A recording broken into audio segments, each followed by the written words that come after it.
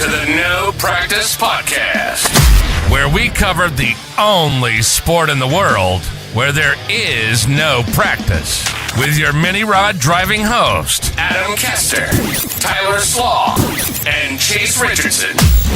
Strap in for some debates on the world of pulling, exclusive special guests, and a whole lot of nonsense BS. The No Practice Podcast starts now.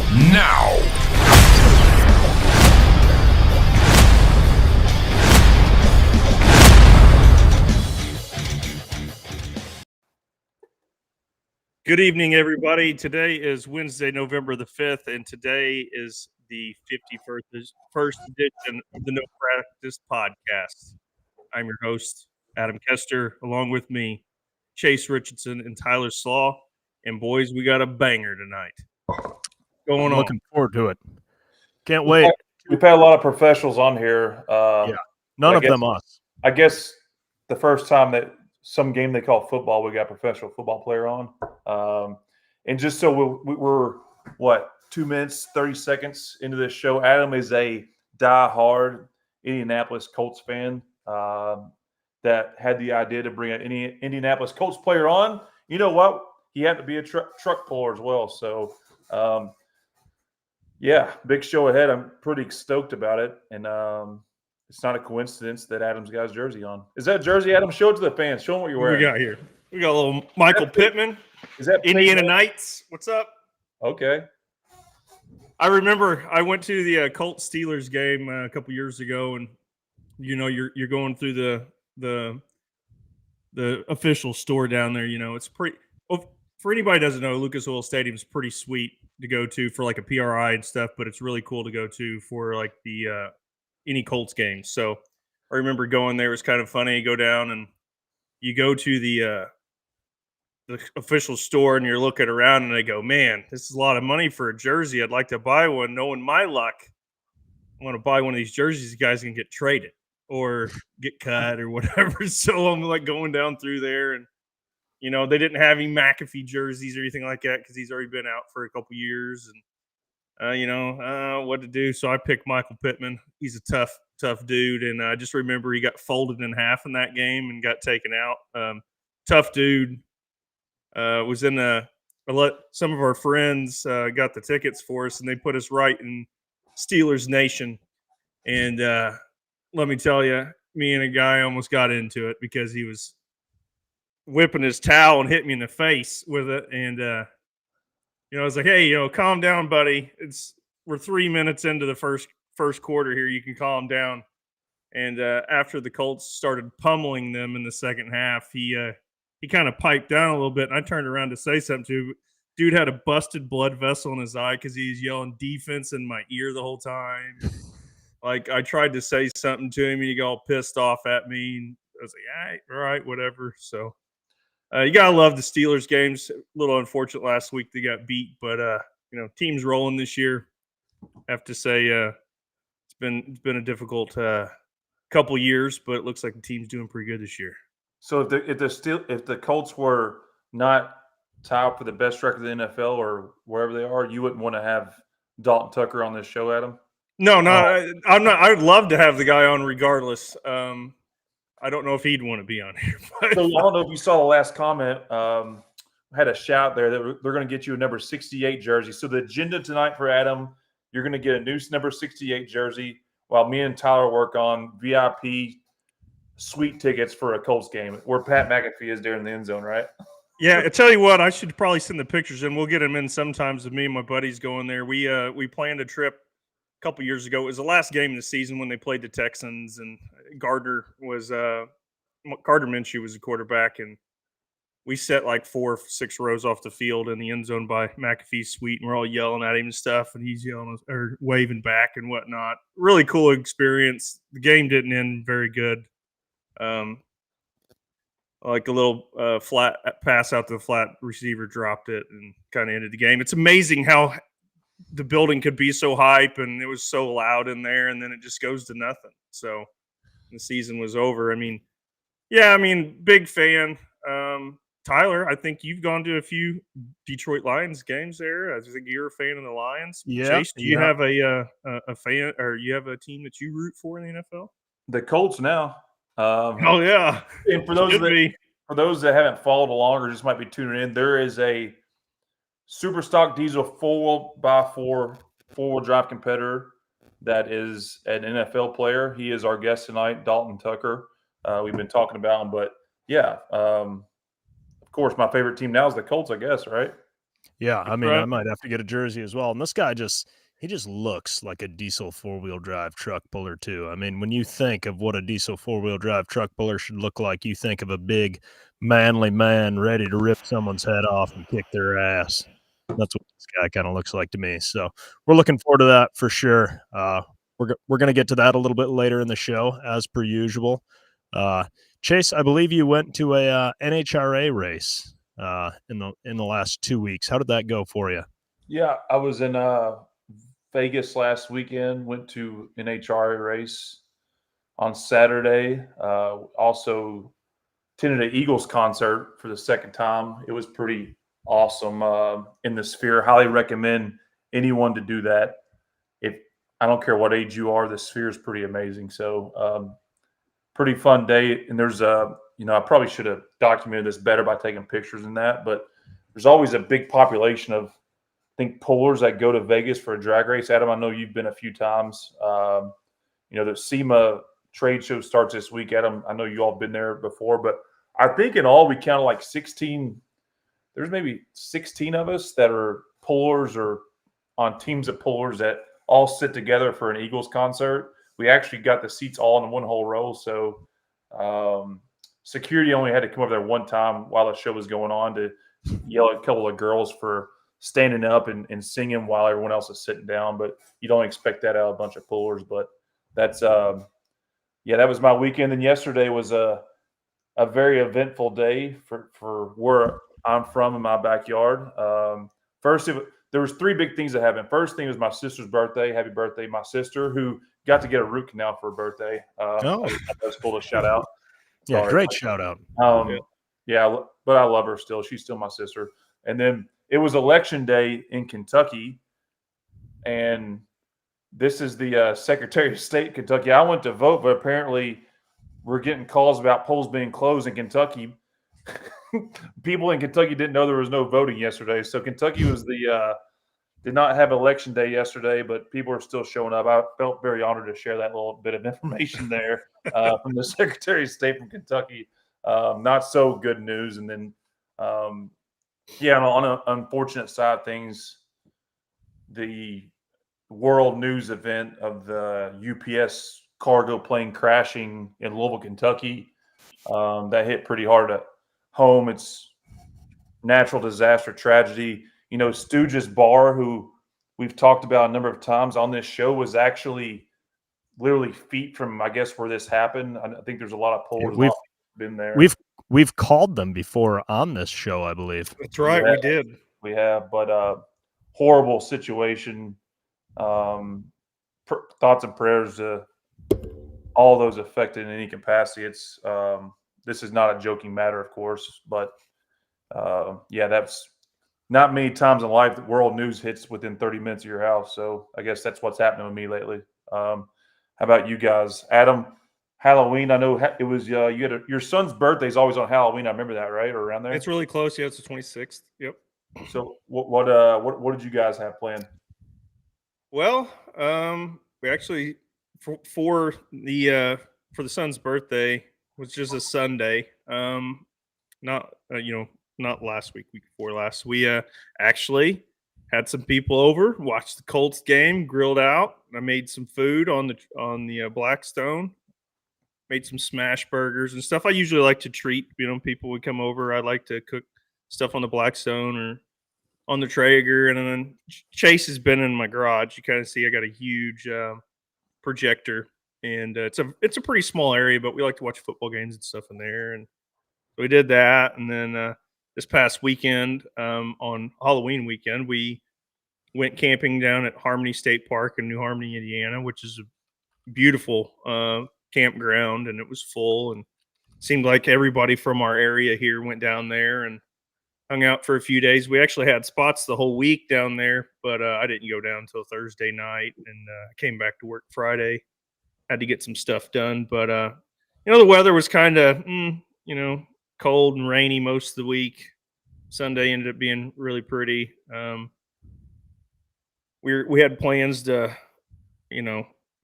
watch the football game and stuff there. And then there was a little accident with one of our friends' daughter. They were taking their bikes down through the woods, and she got injured pretty bad and kind of ruined the afternoon. We got loaded up so they could and help them get their stuff home. But that was a good time, Fall's setting in and football weather's in, and we're doing a little camping and campfire and made soups and whatnot, just hanging out with the friends. So we had a pretty good weekend. Took the camper out for probably the last time of the year. It's starting to get cold out, boys.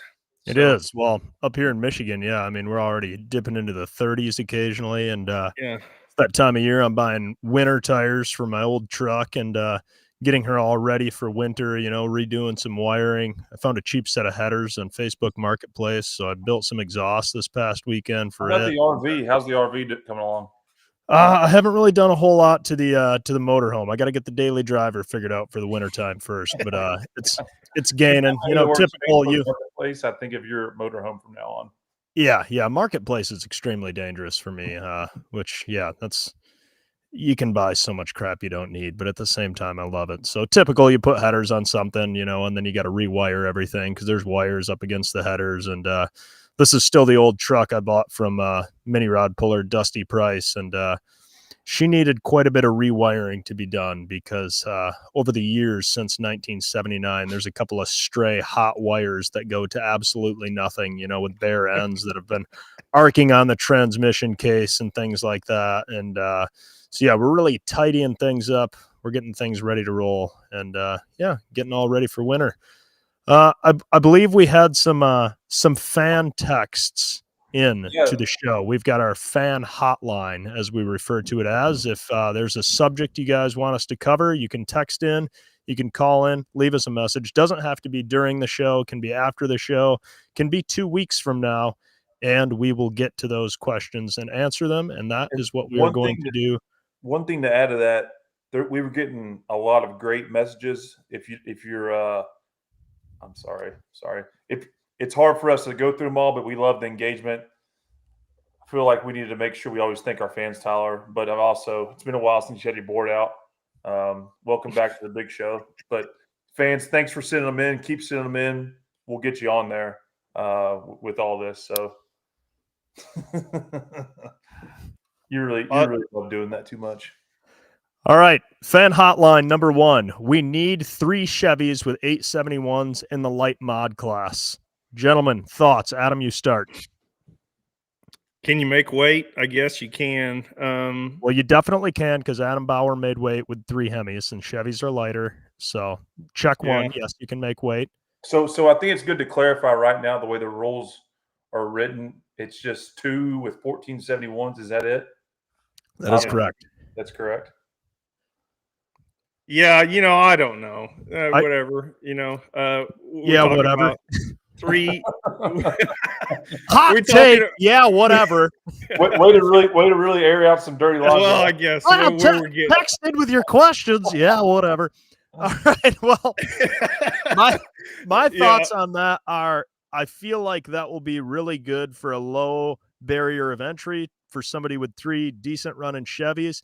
But I think it would only take one guy to really apply pressure financially to that loophole in the rules. And I think if you got 3 really high dollar, quote unquote, Chevys, with some Alan Johnson X's. Yeah. You get some Alan Johnson heads on 3 Chevys with 3 high dollar 871s. And I don't think 2 Hemis with 14s are going to keep up. Now, if you got out there and you kind of just ran 3 Chevys from like 2005 with some 2010 871s, yeah, I think it'd fit the class pretty fine, but it would only take one guy to expose that loophole and ruin it. Whatever. So So there needs to be an asterisk in there that says you need 3 Chevys with 871s. I say, okay, we'll give it to you if you run 7/16 head studs, because those things would be blowing head gaskets every 5 seconds. there you go. That's a hot take. Or with certain type of blowers. Yeah. Yeah, I think it's if that was a rule, there would be the wrong people would get a hold of it, and they'd be thinking, how do we change this rule? So, well, I mean, to be honest, if we were going to talk about it, I mean, yes, our heads are Hemi, but I could whittle some heads out for these MBRs, and those would be technically Chevys because you can put a Chevy front cover on them. It's got a Chevy crank in it. I mean, see, there's Adam. Adam's going to be the dickhead exposing the rules. Vern Hughes will get 3 of those on there, and he'll go out and just kill the competition, and nobody will be able to hang with him. So, all right, next question, fan hotline here. What else we got? We're going to blitz through these. All right. Do you fellas think it would be cool to have a laser line on the track that visually shows the class leader at all times? That way, instead of people remembering the leading distance, they can visually see it. Also, when somebody passes the visual line, people can cheer at that time instead of waiting for that distance to come over the speaker.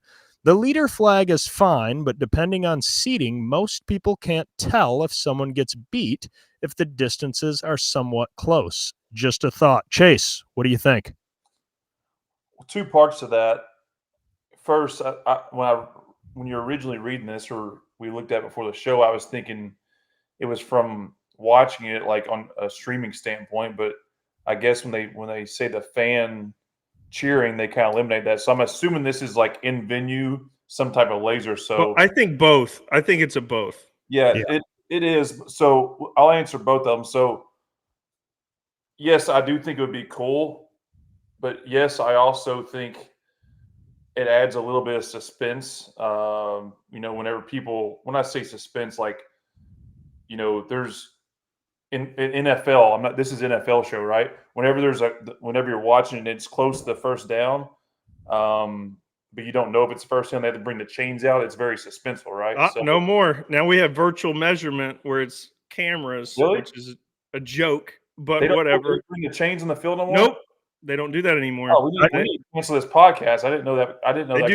They do a virtual measuring now. Come on, Chase. Get with the times. I think it was so from a technical standpoint in venue, how could you do that? What type of laser technology would that take to see in the venue?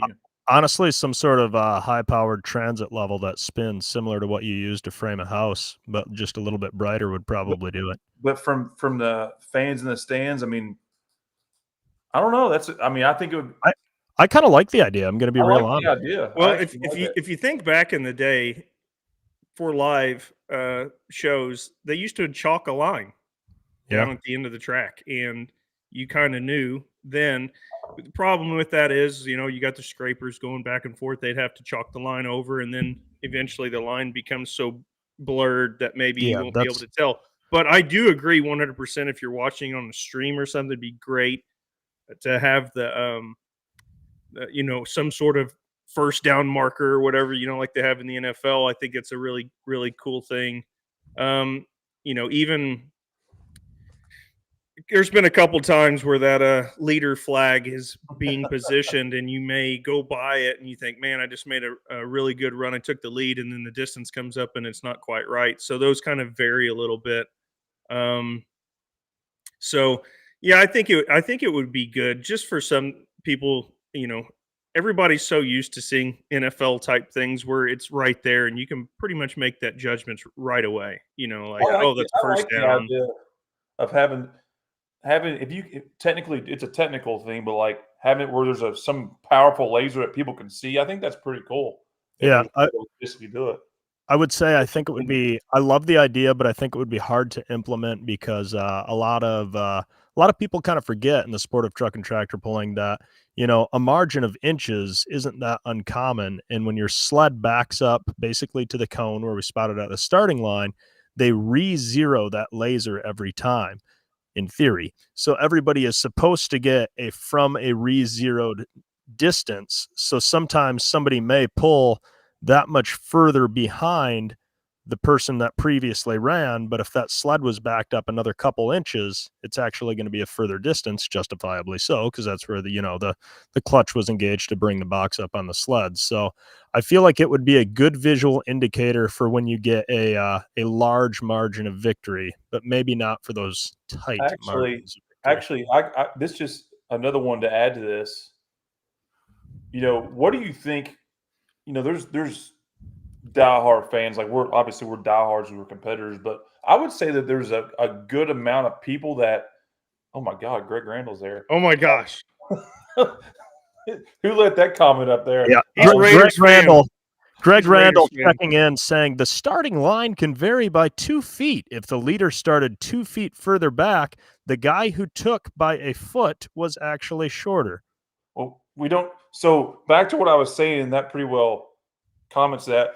I would say 50% of fans don't know what the true measurement is. Like how many people really know it's the front of the sled's not die hard, right?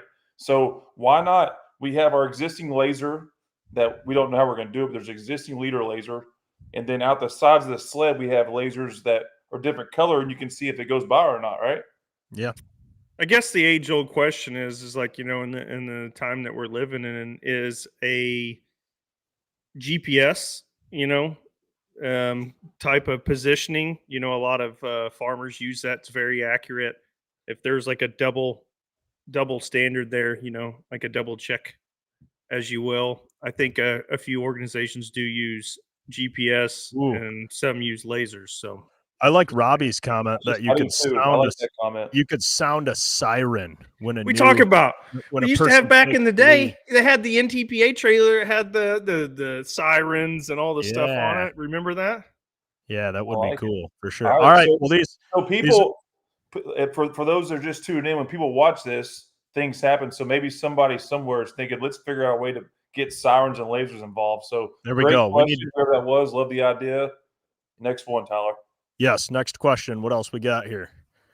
Just something I've noticed is y'all hype up and make Mike Evans sound like the original twin turbo mini, but there's another family just down the road, a bit from him, who have been running Wisconsin State in Region 3 since the early 2000s.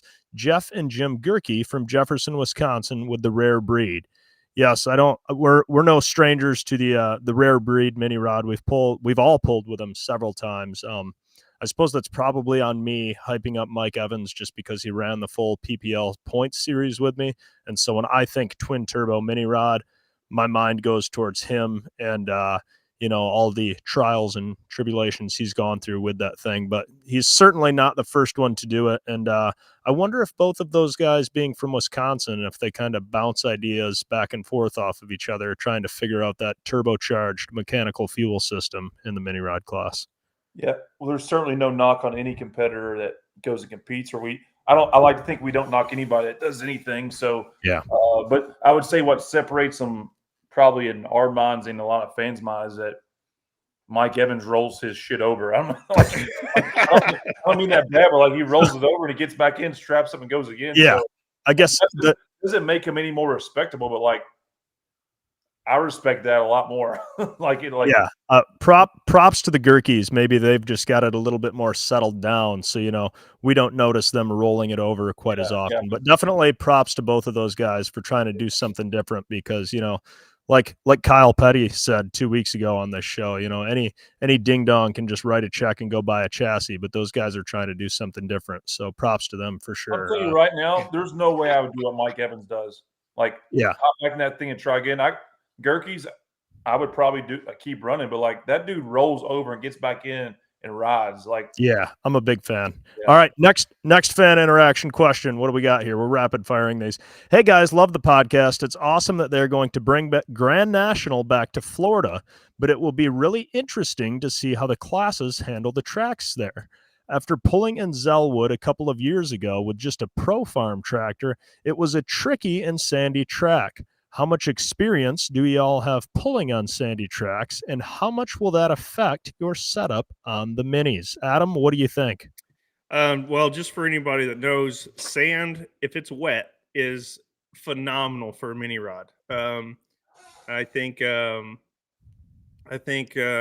would like to say that probably be a good thing. Now, if you're a two-wheeler, they don't really like that kind of track. So I think just for the people listening, if you have a sandy track, anything with high wheel speed tends to favor those tracks. I think light supers, mini rods, stuff like that on a sandier track tend to do pretty good. I don't know. What are your guys' opinions on that?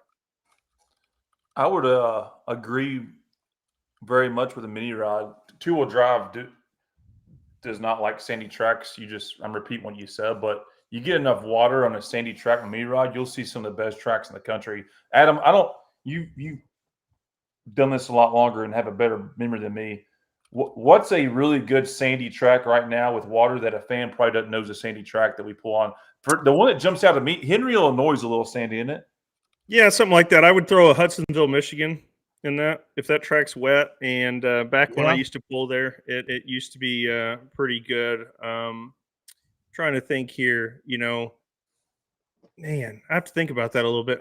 Hudsonville comes to my mind just because when we did pull there, it was very, in my mind. I remember one year we were pulling there and it got down to, it was a Grand National class there. So I think we were all like this far from the left line at the starting line, and guys were like really trying to, because it gets really tricky. So sand moves really easily, so the starting line can get tore up very quick. So then you're kind of like trying to figure out a spot to go to where the starting line's not tore up. Man, that ended up being a really good track for us. I think I won there a couple years. But Tyler's hometown track there, I'd say it's pretty sandy. Would you say? Yeah, it can be sandy, and man, like you say, as long as they got enough moisture in it, it can take power, big power. Right. Unfortunately, this past year, it was just, like we say on the show, there's no bad tracks, just bad setups. So in all fairness and transparency, what I brought to the track was two very, very bad setups because, we just over-revved the living crap out of our engines. And as is tradition, you don't throw a rod out, on that pass, but maybe the pass or two after that. Yeah. Well, sure enough, we revved one of ours over 10 grand, and it didn't make it another 400 foot a couple weeks later. And, I think it was the second night it shit a rod right through the block. So, the other part of that with the Florida tracks that's interesting is, Jim Miller, who's I think we'd all would recognize as probably the best, if not one of the best track builders. Like he builds Farley, Iowa's probably the best track we pull on or I see on a yearly basis. And he's coming to Florida to build those tracks. And I'll be interested to see how he does on sand. I'm sure he's going to do great, but that's not Ohio and that's not Midwest dirt, so to speak. So yeah, I'd say another track you'd probably throw in there that maybe would tend to be on that sandier side would have been like a Benson, even North Carolina State Fair. Even though it's red dirt, that is kind of a more of a sandier type dirt. And if the moisture's right, now don't get me wrong, you can get them too wet, and if they're too wet, they're very dangerous. But if the moisture's right in them, man, they, like you said, might be some of the best pulling a mini rod can do. Am I told like Henry, Illinois comes in my brain? No, it is. Right? It's what we call like a looser track. Even if you want to throw that out there, like Hutchinson, Minnesota, they changed the dirt here a little while. It tends to be a little bit more sandy. Has to have the right amount of moisture in it so it packs in good. Now, if you get it too soft and it pumps, and it becomes too spongy, it's really dangerous. But if the moisture's right in them, there's a lot of tracks that tend to have. I mean, if you really want to think about it, like a looser type of track would be like a Toma, Wisconsin. I mean, it's kind of a more of a looser type track. They've got it down there as a whole, other than this past year with the rain threatening. I feel like it was a little dry there too, because it was at that event that inspired me to actually make wheelie bars that I can hang weight off of, which is kind of I remember that cardinal sin in my mind in the mini rod class. But we digress here. We talk about tracks probably just casually, but as a sport, I think we could probably all do a better job of explaining what the conditions are to the fans. That wasn't an interrupt. That was my turn to talk. No, Adam signaled that was an interruption. But do you all agree or disagree? We could all I don't know. Hey Chase, what would Dodge City, Kansas Oh yeah, we see Moose's Qualify ads. tractor pulling videos checking in. What was Dodge City, Kansas like? It was like crossing the border of Mexico without a passport to get back in. Oh, well, I've heard great things about that, so I'm sure that's a term of endearment, as Bob Boyd would say. All right, Oh. gentlemen, so it sounds like the summary is I think the mini rods will be just fine as long as they have enough moisture down there in that track in Florida. And with Jim Miller going down there to build it, there's not a doubt in your guys' mind it's going to put on a kick-ass show. So Florida should be a heck of an event to attend. I think we've got 2 more fan hotline questions to get to here before we move on. Hey, guys, really like the podcast. I think it's awesome. You guys don't have ads or commercial breaks. Hopefully you can keep it that way. From Hillsboro, Ohio. Yeah, we do plan to keep it this way unless somebody really puts some chatter up. We've had a couple of people reach out, and we basically say we're not going to take that long of a walk for a short drink of water. We're gonna Right. make sure it's worth it. So for the time being, we're rolling ad free for our viewers' enjoyment. Yeah, I was going to say the reason why you don't hear ads because nobody pays us to do this. So, Well, I mean, be honest. We've had a couple people reach out, but it's not Yeah. it's not enough. yeah. We're Well, holding unfortunately, it out. those type of companies, I think they sponsor a lot of stuff. Maybe that we don't do. I mean, we had a couple reach out. I don't really do the lip dip, but Easy now. hey, so I don't know. We'll We'll try to keep it as ad. ad free as possible. I just try to throw my hey Shell Rotella, thanks for the support. Yeah. Absolutely. Absolutely. All right. And our final fan interaction question for the night. And once again, you can reach out via text or call to our fan hotline at 270-681-0509. Doesn't matter if it's during the show or 2 weeks from now. How do you check/measure the overdrive of a blower? Also, how do you check/measure the tire speed or check/measure the speed of a gear, and then in parentheses, wheel speed in relation to engine RPMs? I'm a fan and I love the technical stuff you guys discuss. You mentioned things I haven't heard in 30 years of hanging around pullers. As a mechanic and a gearhead, I usually understand what you're talking about. Keep up the good work. I love your podcast. I mean, I feel like I want to just dive into both of those, but nobody wants to hear me keep talking. Adam, which one do you think is harder to explain? And we're going to have Chase explain that one. You pick. I'll let him do the overdrive. Chase, just blower because overdrive. it's a little bit more technical than maybe a guy would want to think. Go ahead. Thank Go God, ahead, because I just have a spreadsheet for the other one. The blow over drive. So they're depending on which style pull you have. Well, it's they're- checked the same way. Yeah, but like there's bigger numbers for smaller teeth, right? So the lower crank pulley, you take whatever the teeth mark number is on that. So for instance, if it's a 70 tooth pulley, you simply divide it by the amount of teeth on the blower pulley. So if it's a 50 tooth pulley on the blower, it's 70 divided by 50. That's 1.4. Eliminate the 1 point, and then you look at the 2 numbers of the decimal side. So 40% overdrive on that one. I just know that because that's a simple, fundamental, clean one. So yeah, Chase pretty much nailed that. It's a mathematical division between the lower pulley, how many teeth are on it, and then the upper pulley, how many teeth are on that. And then it's just a percentage. If you had 100 on the top and you had 100 on the bottom, just for easy math, that would be 1-to-1, no overdrive. And as soon as the lower pulley begins to be larger than your upper pulley, you are actually overdriving it. So when we are at 45% overdrive, that means when our motor turns 1 time, the blower is turning 1.45 times. So your rotors are actually spinning faster than what your engine RPM. No, Tyler, it's turning 45% more faster than the crank. Did I say that wrong? I was trying to act like I was technical and smart. But Oh, yeah, my bad. I great. was going to say I don't think I flubbed that one. So then the gears, you basically, as a twin counter shaft, which I think most of us all run some version of the SCS twin countershaft, which you've got the input shaft going into your transmission, which comes off your crank, and that's driving a single gear in the center.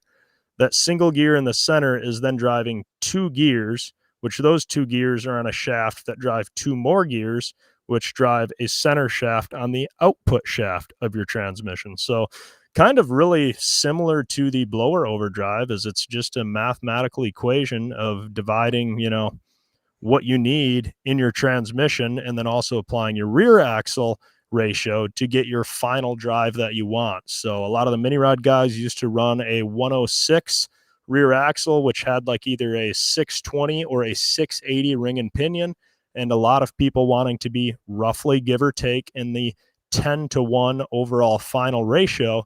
You would actually reduce and gear down in your transmission to get the overall reduction that you wanted. However, nowadays with the mini rods in the planetary style reduction, because the rear axle has a greater reduction than what we want as a total final drive, we are actually overspeeding in our transmission to make up for the far too great of reduction in the rear axle, which is crazy to think that there are times when your engine, say, is turning 8,000 RPMs, that drive shaft right in between your legs is spinning in excess of 10 to 12,000 RPMs. Isn't that kind of scary to think about, Chase? I think the only thing safer to do that is just sit on top of the bell housing, right? I would agree, Chase, because, Adam knows, I know what it looks like when you're spinning a piece of metal that's even like 20 inches in a lathe at like 1,000 RPMs. That is terrifying. Now to think about that spinning 10 to 12 times faster than that piece of metal in the lathe, it's kind of one of those things we just don't like to think about and pretend isn't there, right?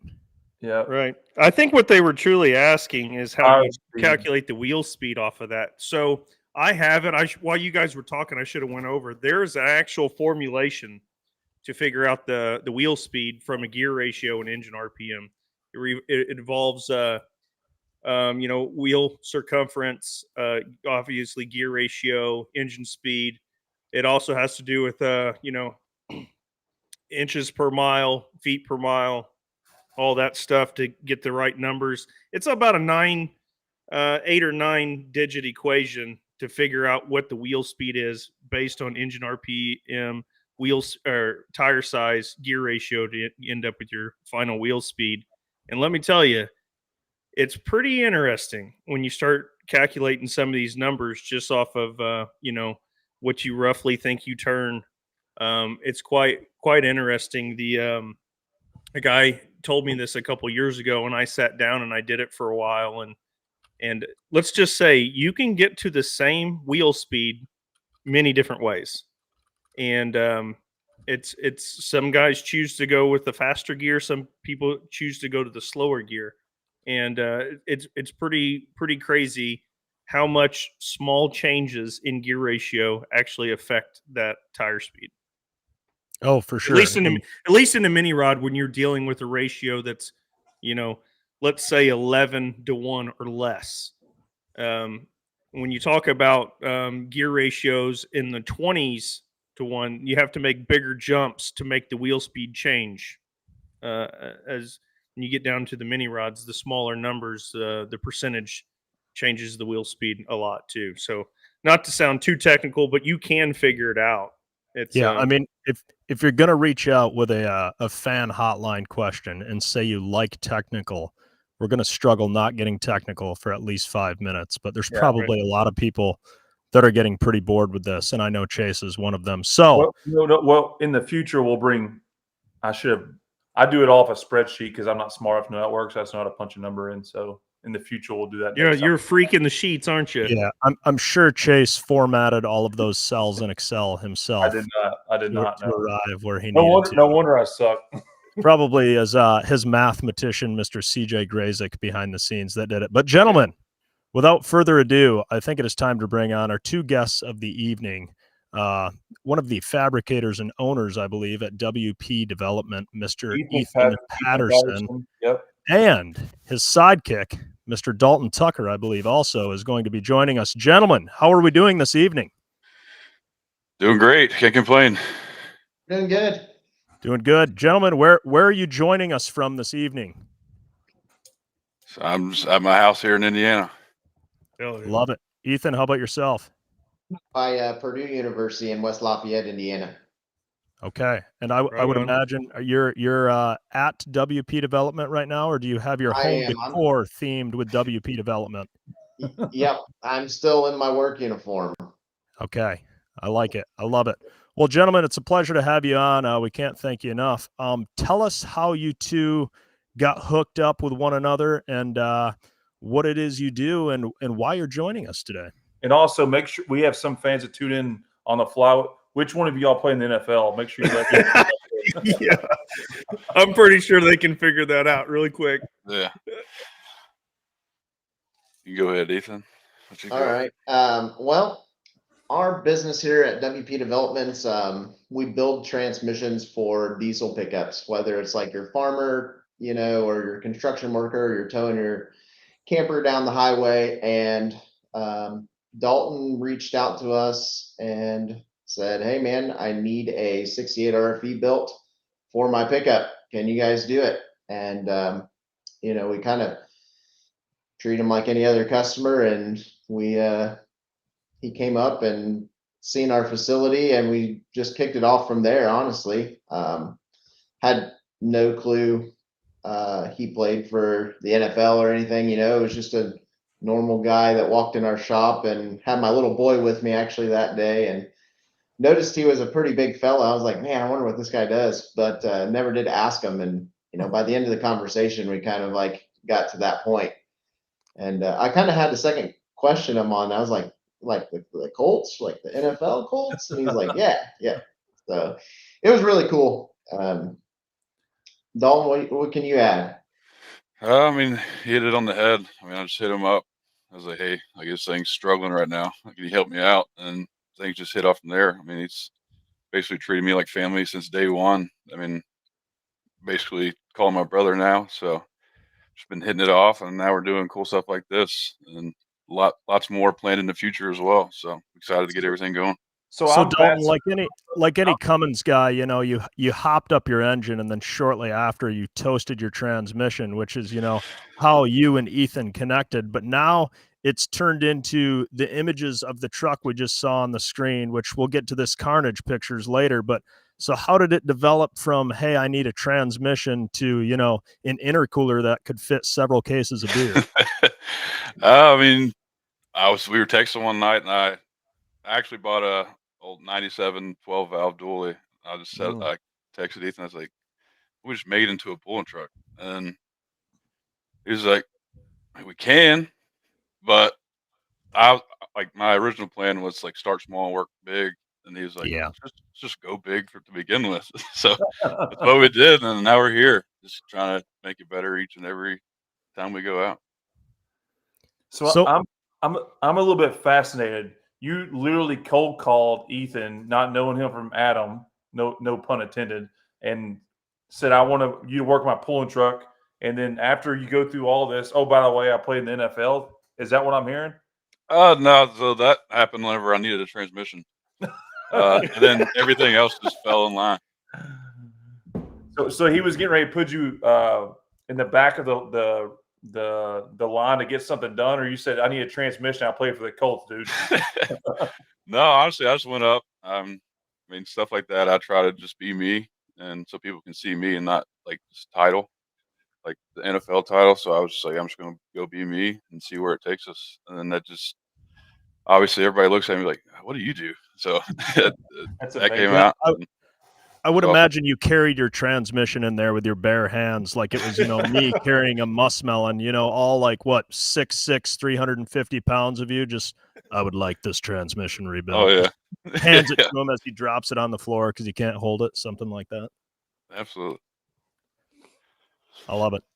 Where So- did all the infatuation start with truck pulling for you? I mean, was it just with the diesel pickups, or was there always a fascination with the truck pulling? I mean, ever since I was a kid, I mean, growing up in small town Kentucky, I mean, it's just been the county fair truck pulls always been like the biggest thing to do. So always grew up loving truck pulls, and then get into the situation where I can do what I always wanted to do. So it was just went with it. So were you the kid in that's a- high school with a 12 valve Cummins, just all sorts of hopped up, just rolling coal with a stack in the bed, or what did you drive in high No, school? I drove a little 2000s Ford Ranger 2-wheel drive 5-speed. That was like my baby. I wish I still had that thing. Man, I don't FFR. know what it is about the Ford Ranger that's like a gateway drug for people getting into like performance motorsports. But there's so many people I talk to, and they're like, "Oh, I had a Danger Ranger, baby. That's Those right. things that you couldn't kill that thing; it wouldn't No, die." that thing never let me down, and ended up wrecking it one night, and I was like, "Well, there'll never be another one like it." Well, how'd you wreck it, Dalton? I was headed back up to school from Thanksgiving, and freaking deer ran across the interstate, and Oh, ended up like Oh, man. fishtailing and hitting a bridge. Yeah, it wasn't fun. yeah. A Ranger is not the ideal vehicle to be taking Not at out a all. deer in, for sure. No. Well, Ethan, tell us about, your venture of you guys are into transmissions. Obviously, now you guys are playing an extremely intimate role in building this pulling truck for Dalton. Is this something kind of new for you, or how did you get the background in, going from building transmissions to, fabricating the pictures of what we've just seen there? Well, I kind of had the same vision when I was a kid, right? And I had a cousin that pulled locally here when Dan Scheid and Van Hazley's trucks still had like stacks in the bed and they were actually like metal. Oh, yeah.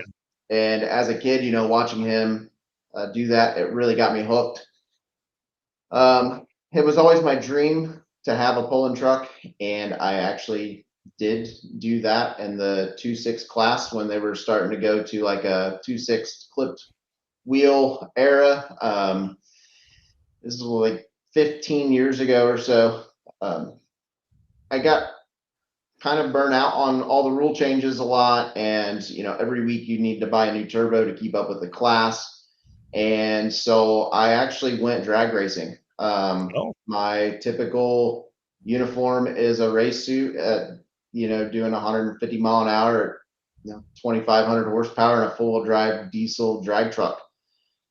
So we do chassis work on that. I help a lot of people in the industry and the diesel world on custom tuning platforms. We build chassis, we set up floor links, we do a lot of technical tuning with like the Motex and stuff like that. That's a newer thing in the industry. So it's not super out of our wheelhouse. I have some background from the past. I have a ton of friends in the industry I've known forever. And kind of lean on them. And that was kind of my whole deal when he called me and said, I want to kind of start small. I told myself I was a drag racer, and if I ever got back into sled pulling, it would be the most extreme class with the least amount of rules, and we're gonna blow stuff up a lot. And I don't want to buy turbos unless it explodes. I don't want to buy it because somebody came out with one that makes 10 more horsepower.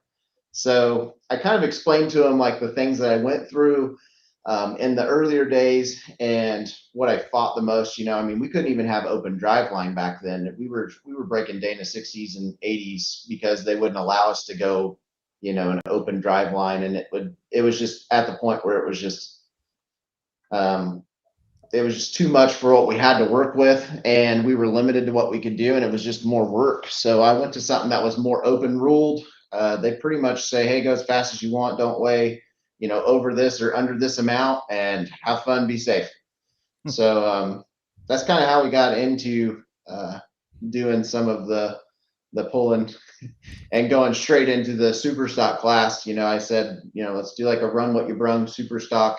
I'd love to come down to northern Kentucky where you're from and hook in an open class or even do an exhibition hooks. I honestly enjoy the diesel sport in every aspect, whether it's dynoing, sled pulling, drag racing, anything to do with diesels. I've always been a diehard and trying to push the limits and see how far we can go. God, I can appreciate that. So now at least when you break something, you can't blame the rules. You can just blame yourself and just find the next weak link. And Dalton, I honestly think Ethan's kind of correct because you could stair step your way to spending at this level, but inevitably it seems like you're going to get there eventually. So, I feel like it's a good Dave Ramsey approved financial decision to just leapfrog all those stages and dive right into the full on commitment, of just the highest level of diesel sure. 4-wheel drive pulling for sure. Absolutely. Yeah, I think it's safe Absolutely. to say where you are starting, they're not going to change the rules because you all walked in and kicked their ass. Or I'm not never say never, but that's probably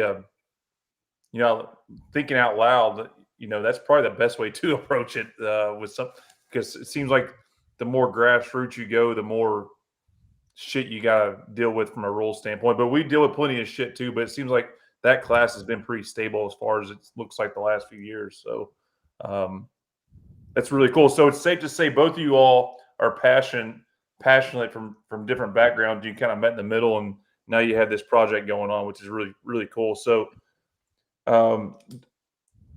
Dalton, you're from Kentucky. As a fellow Kentuckian, Yeah. I hope you didn't vote in the mayor of New York elections yesterday, as we were talking about earlier in the show. I'm from Kentucky as well, but tell us a little bit where you're from in Kentucky. You mentioned county fairs, and do you recall the polling organizations or who it was you saw as a kid growing up that you mentioned earlier? Yeah. I mean, I grew up in Bourbon County, Kentucky, Parish, Kentucky, and I think it was Best of the Bluegrass. Battle of Who- Bluegrass, yeah. Battle of Bluegrass, yeah. Yeah. That's who would always be there. So, I mean, honestly, I didn't really watch one guy. I was there for the fun of it and just see everything go on, and just always enjoyed it. And I've always loved it since I was a little kid. So, Have you ever been to like a grand national type of poll, or just there locally around home is what you've been? mainly just local. Haven't been to the national ones yet, but excited to start going to them.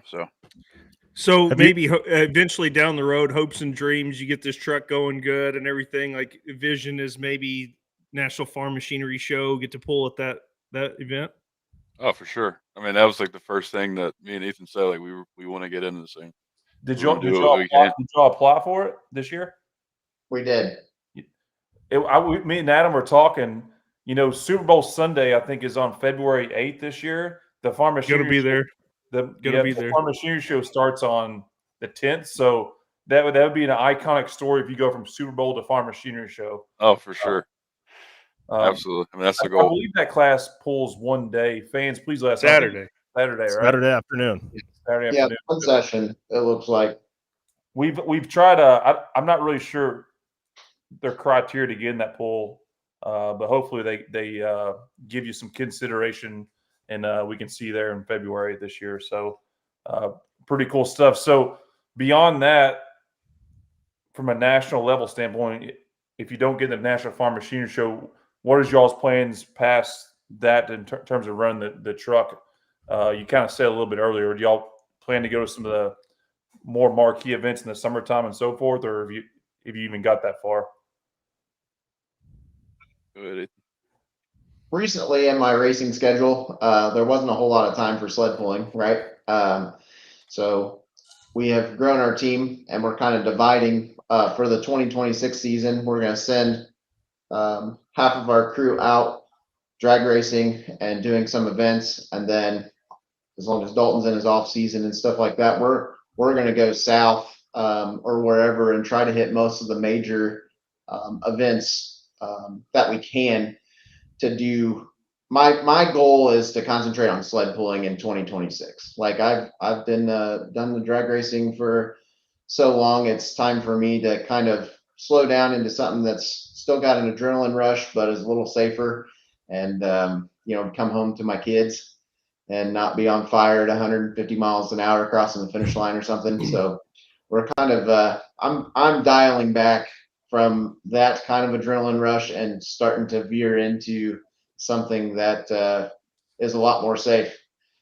Although I was on fire last time I drove it, so Easy now. Hey, we're trying to do some stuff here. Like I think we need to be calling the big three and Chris Ballard and be like, hey, sled pulling's pretty easy. It's very, very non-contact. Not a lot goes on. We got to get Dalton in the seat of this thing. So for anybody that doesn't know, Dalton has a lot in the truck, but he doesn't get to drive it because of contract issues. Is that true, Dalton? Yeah, I mean, I just don't want to risk anything. So Ethan's the guy. Ethan's the driver. So I mean, you got a pretty yeah. good thing going on here. Exactly. With I don't want to chance it anything. It pays a little more play for the Colts than it does pull slip. Yeah, a little bit. Yeah. That ain't no doubt. Yeah. So the plan is, Ethan, you're going to be driving the truck, and obviously Dalton, you'll be involved, but the driver we'll see at least in the next few years will be Ethan with your football commitments. Yeah, for sure. Cool. Absolutely. So Dalton, you said you have a brother. Does he have much to do with it? I don't have a brother. Oh, you don't have a brother. I thought, No. Like your brother. I got you. Yeah, Ethan's like my brother. Dalton, you got to forgive Adam. He is a diehard Colts fan. He's been giddy all week about this. He's got his jersey on. He's just not himself. I see that. He's not his normal self tonight. Yeah. Got the old Indiana Knights jersey on. About got in a fist fight at the Steelers game. A couple years ago over it, but whatever. And we were going to ask for tickets, but we'll wait till later in the show before we do that. No, I'm actually, the NTPA banquet's going to be in Orlando, Florida on December 5th and 6th. 5th and 6th. And I think the 7th you guys play in Jacksonville. And I think me and my wife are going to go to that game. So we'll be, we haven't bought our tickets yet because I usually like to wait till a little bit later to get the tickets. Dalton, he's going to see how the podcast went for you. Yeah. Well, I'm also going to look at the weather because Florida can be good and bad at the same time, but we're probably going to be there to see that. Now, that being said, it's been a long time since that team has won in that stadium. We gotta do it. So that's weeks from now. We're not worried about that. Yeah. We're worried about we go next week week to week here. That's right, week to week. Dalton, I was curious, is that a conscious decision you've made for, the good of your person that you shouldn't put yourself in that situation, or is there actually fine print into these contractual obligations to not put yourself into harm's way? I'm almost certain that there is a section in there. It's anything like that is basically a no-go if something happens. So I wasn't going to chance it whatsoever. So yeah, like, Ethan, you're the driver. Let's go. I think that's a pretty good move. You've got to be excited someday because, this has got to be kind of like owning a badass jet ski, but it's just like sitting in a bathtub. You know what I mean? Exactly. Like you got it. It's right there. You know what it's capable of. And you're like, someday, baby, we'll get there. Right. Yeah. Dalton, do you obviously, when your schedule allows, do you plan to go with Ethan and the team to events? At least to be there as like a crew chief or a support type role. Yeah, for sure. I try to make it to everything that I can. With my schedule, it's hard to do right now, being in season, but off season is pretty good time for me to go out and do stuff with them and be there for all the events we go to. So, speaking of your schedule, I'm blown away that we were able to get you on this podcast in the middle of an NFL season. Not to mention you are one of the best teams in the NFL. So, if we don't say thanks now, that is absolutely awesome. Thanks for doing that for us. How much time do you even have to do stuff like this time of year? Because you go to like Germany or somewhere like that here soon. Berlin. Yeah, a little bit, but we usually get quite a bit of time at night to just come home, do what we need to do, prepare for the next day, stuff like that, and that way when we still get our time to ourselves to like come home and do our own thing and go from there. How many hours a week do you feel like that the career that you have takes to do what you do? Is it 60, 70 hours a week? To be honest, I've never really added them up, and it's a lot. There's a lot of work that goes into it from not just myself, but everyone in the whole building. It's awesome how much like drive and commitment everyone has in the building, and we just go in there like kind of time just like flies by when you're in there because everybody's there having fun, trying to get better every day. It's awesome. So obviously we don't do this podcast on Sundays. We probably couldn't get you on Sundays. So really quickly, could you like on an average Sunday game take us through? You ain't got to go through every detail, like just each day of the week how it kind of goes, because I'm really intrigued while we have you there. The rundown totally. Mondays we usually come in and like just watch the film, stuff like that, get a lift in, basically like a recovery day, and usually off on Tuesday, stuff like that, and then come in Wednesday, and just lots of game plan and some walkthrough and practice and stuff like that. And Thursday's kind of the same thing. Friday we just go in, tune everything up, and just like start mentally preparing as well. Saturday we come in, do some more meetings, stuff like that, and then get ready to go on. Go out there and do our thing. What's your least favorite part that you didn't expect going into this?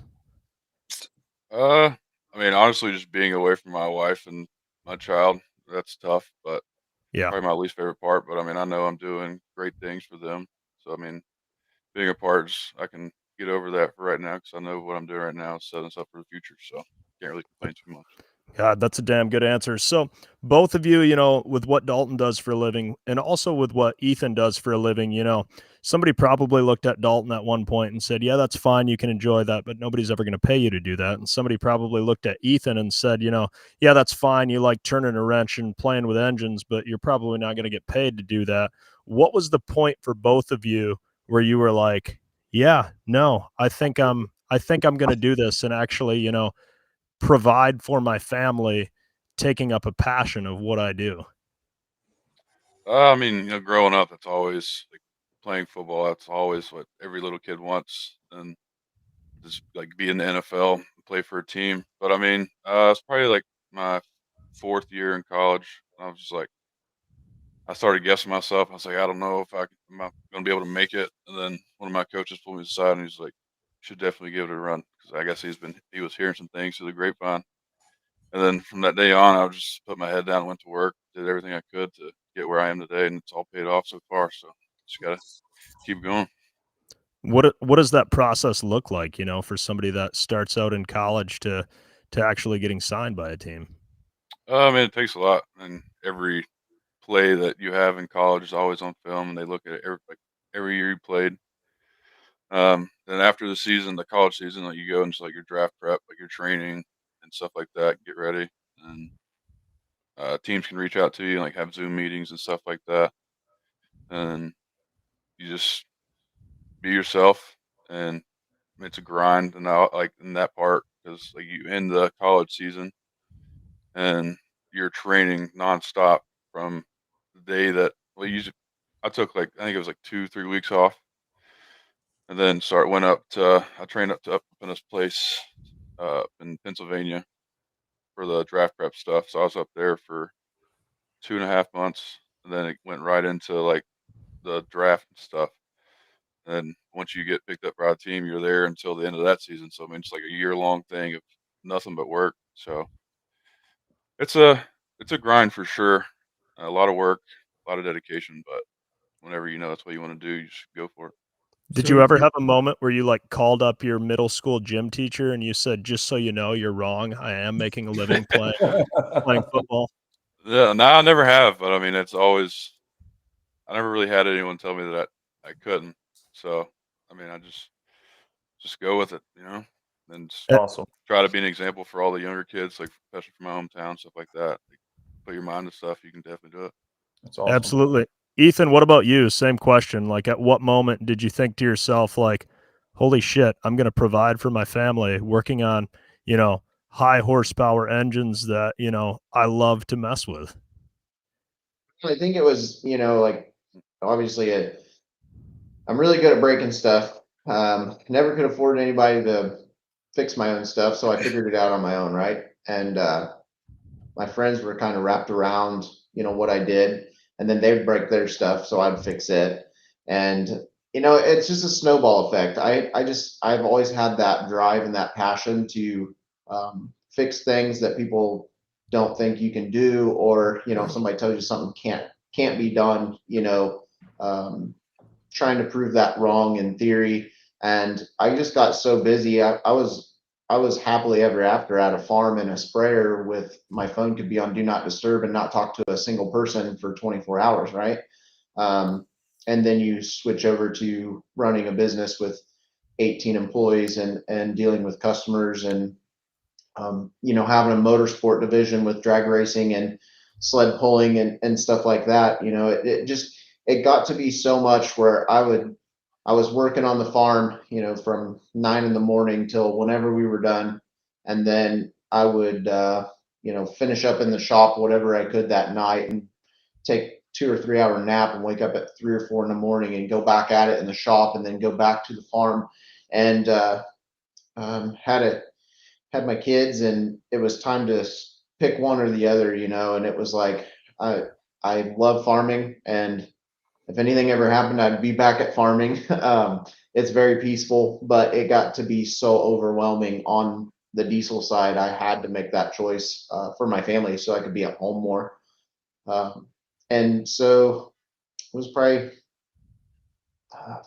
15 years ago, I was like, yep, this is the one.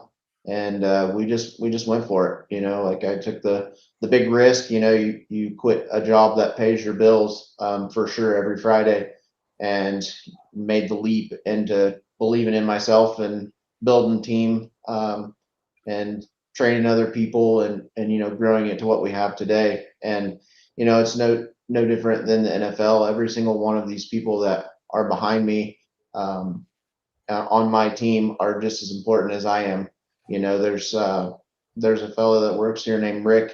He actually has cornered me and Dalton on a weekend and showed us your podcast and shown us, the things that you guys talk about. And, every weekend he watches you guys, and Thursdays are the days he'll come tell us, what he heard about on No Practice Podcast. He's a pulling freak. Him and his dad built minis or something with some of the locals around here that were just crazy builds, one-offs. And he's a big help in the O-line. Like, he custom made a couple weeks ago, he custom made a throttle. Like, he just has the passion about the pulling, and he'll come in every day and he'll look at that truck and he'll be like, yeah, I think we could make this better. And we go through that, and have sketches all over my desk and all over his desk. And, it's teamwork. My family at home supports me. My better half supports me. She's always there at the polls when Dalton's not available, and she's on,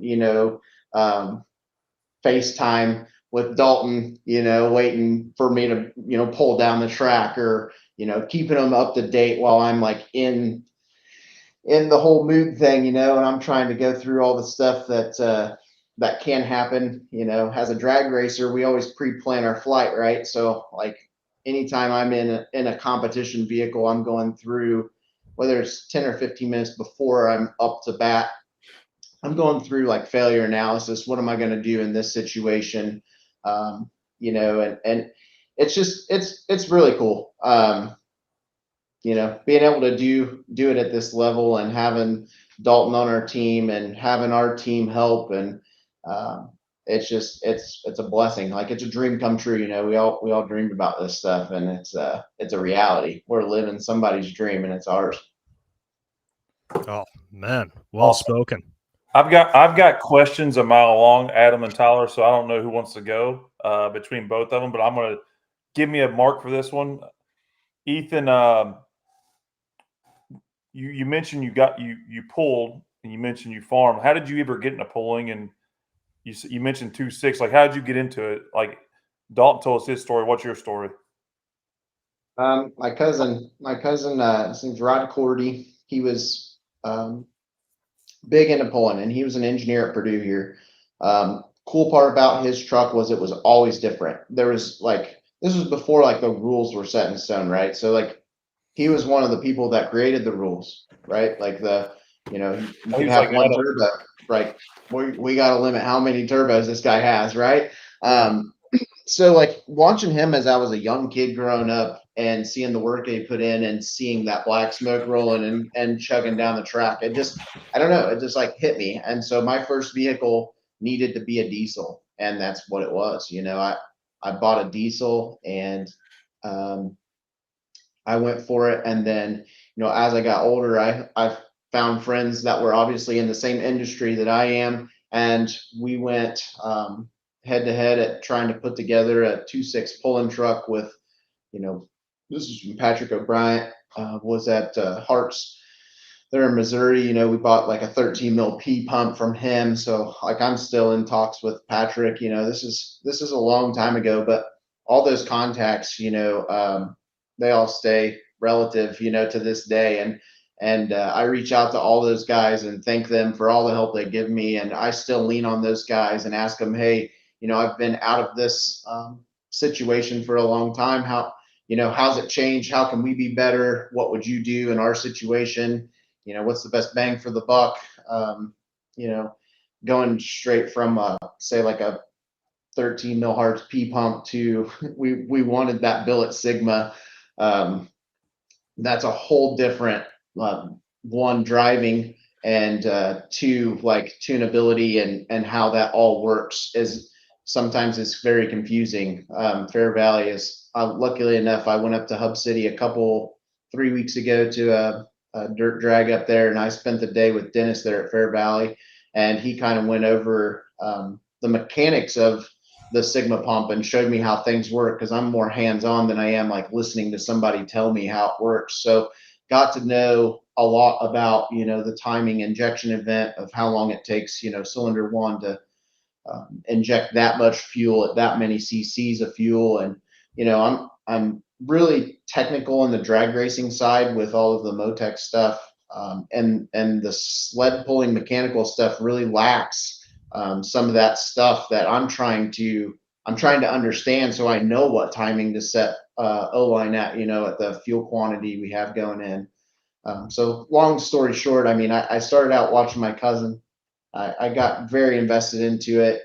Spent every single penny. I sold all my full wheelers. I sold all my rock crawlers and stuff that I had built over the years, you know, just in motorsports, and invested every bit of it into tools and diesel performance parts, and just started going at it and never have stopped. It just been my life goal.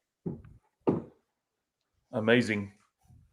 That's so the question I had, again, I have a mile long. Adam and Tyler take after this, but like I'm sorry, Ethan, I'm asking. So we're gonna get to the version of the O-line you're building now.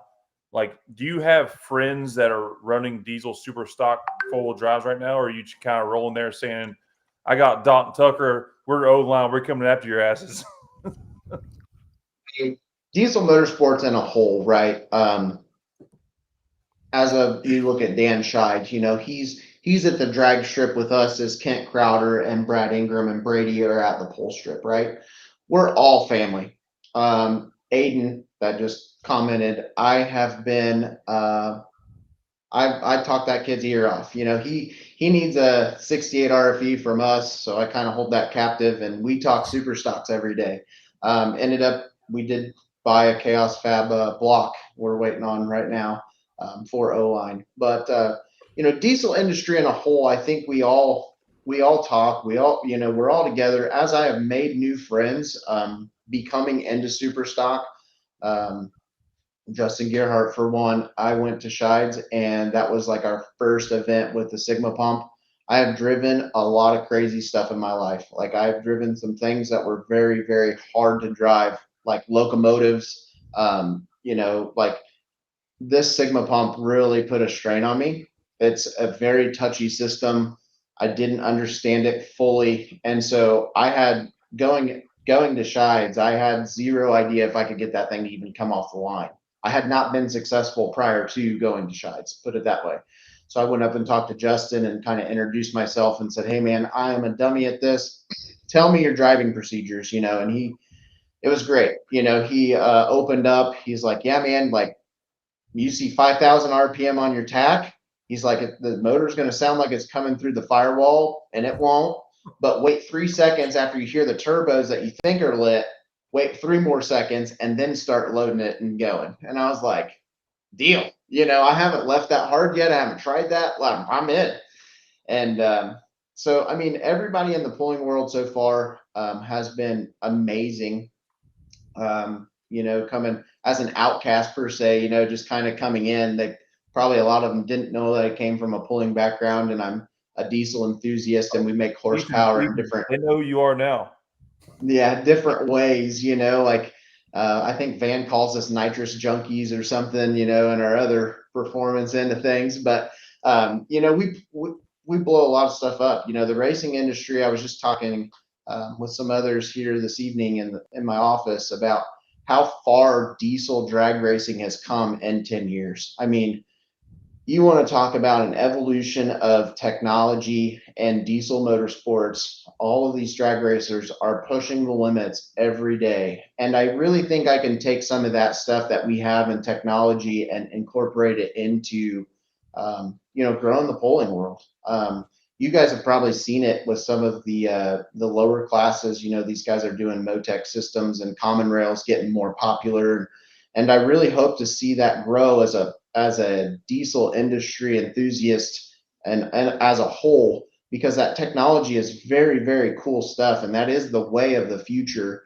And you can watch these year by year.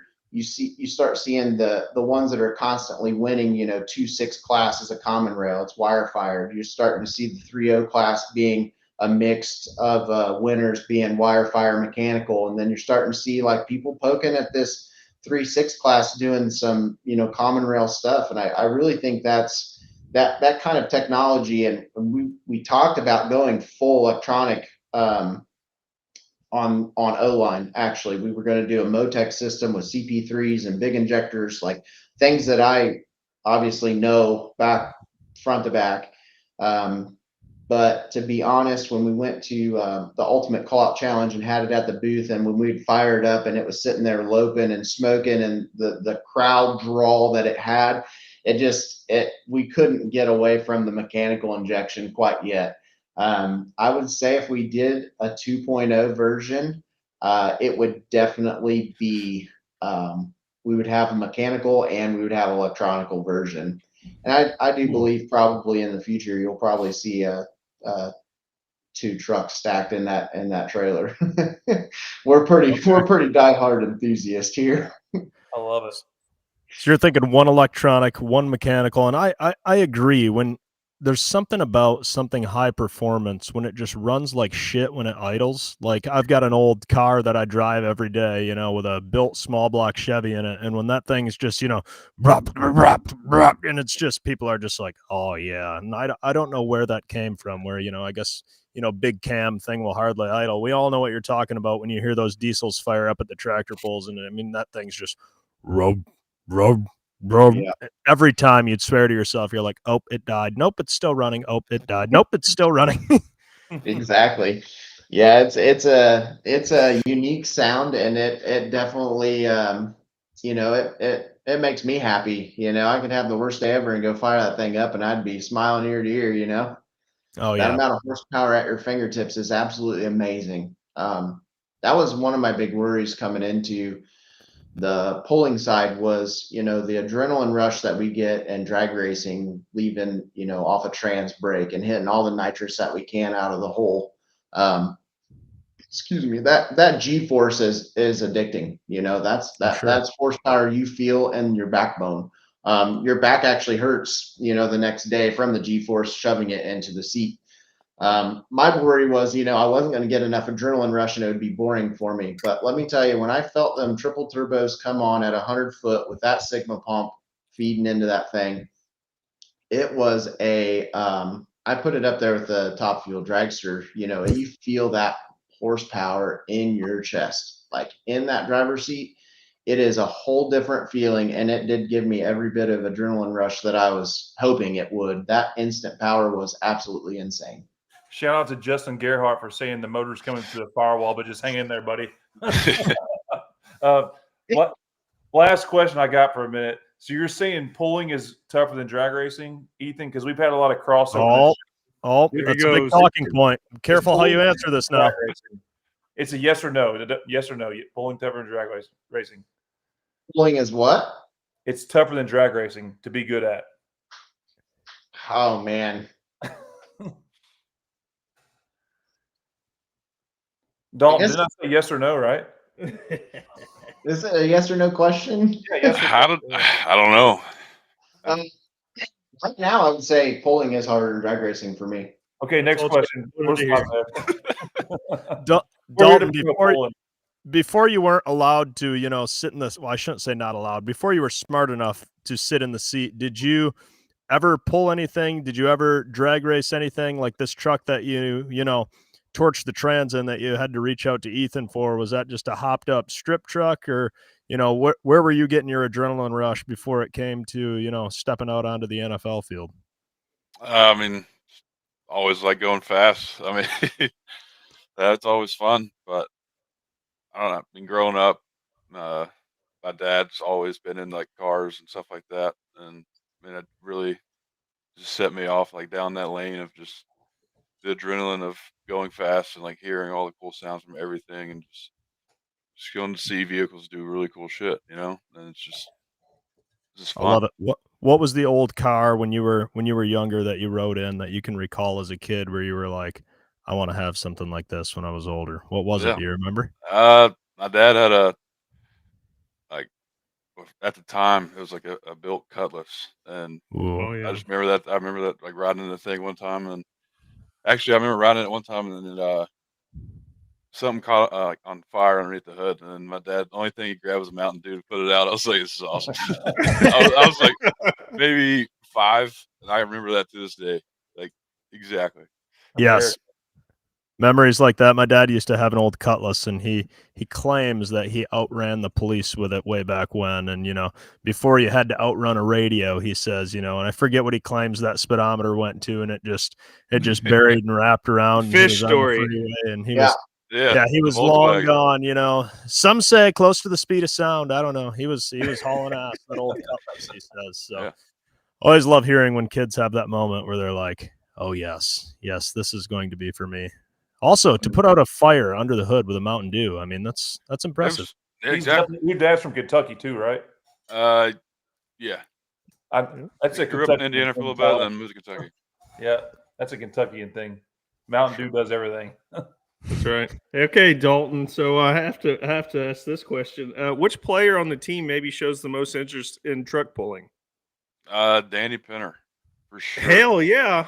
Really? Yeah. Since day one, I mentioned it to him. He's just like been all. I mean, honestly, the whole O-line is like Really? in on it. Yeah, I mean, from my coach to assistant O-line coach to everyone in the O-line room, they're all interested. But it's awesome just how like they knew nothing about it, except for Josh Sills. He has a Mm-hmm.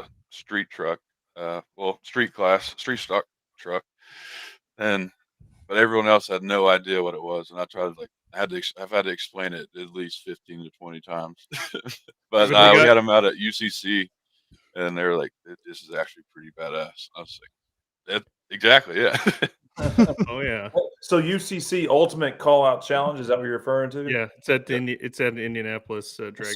So I saw some pic as we were bringing you on the show. We were talking through the UCC. I wasn't familiar with it. Can Ethan, you or Dalton, either one, kind of explain what that is? Because it's at a big venue. It's in Indianapolis. The Ultimate Call Out Challenge. I had no idea it existed until Adam and Tyler told me how stupid I was, and I didn't know. But tell us what that is and when it takes place and so forth. I'll let Ethan take over that one.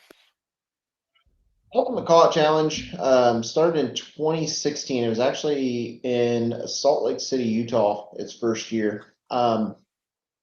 Basically, what had happened, and I don't know if you guys know Levon Miller with Firepunk Diesel. He competed in a challenge called the Diesel Power Challenge, and he won it so many times they wouldn't let him re-enter.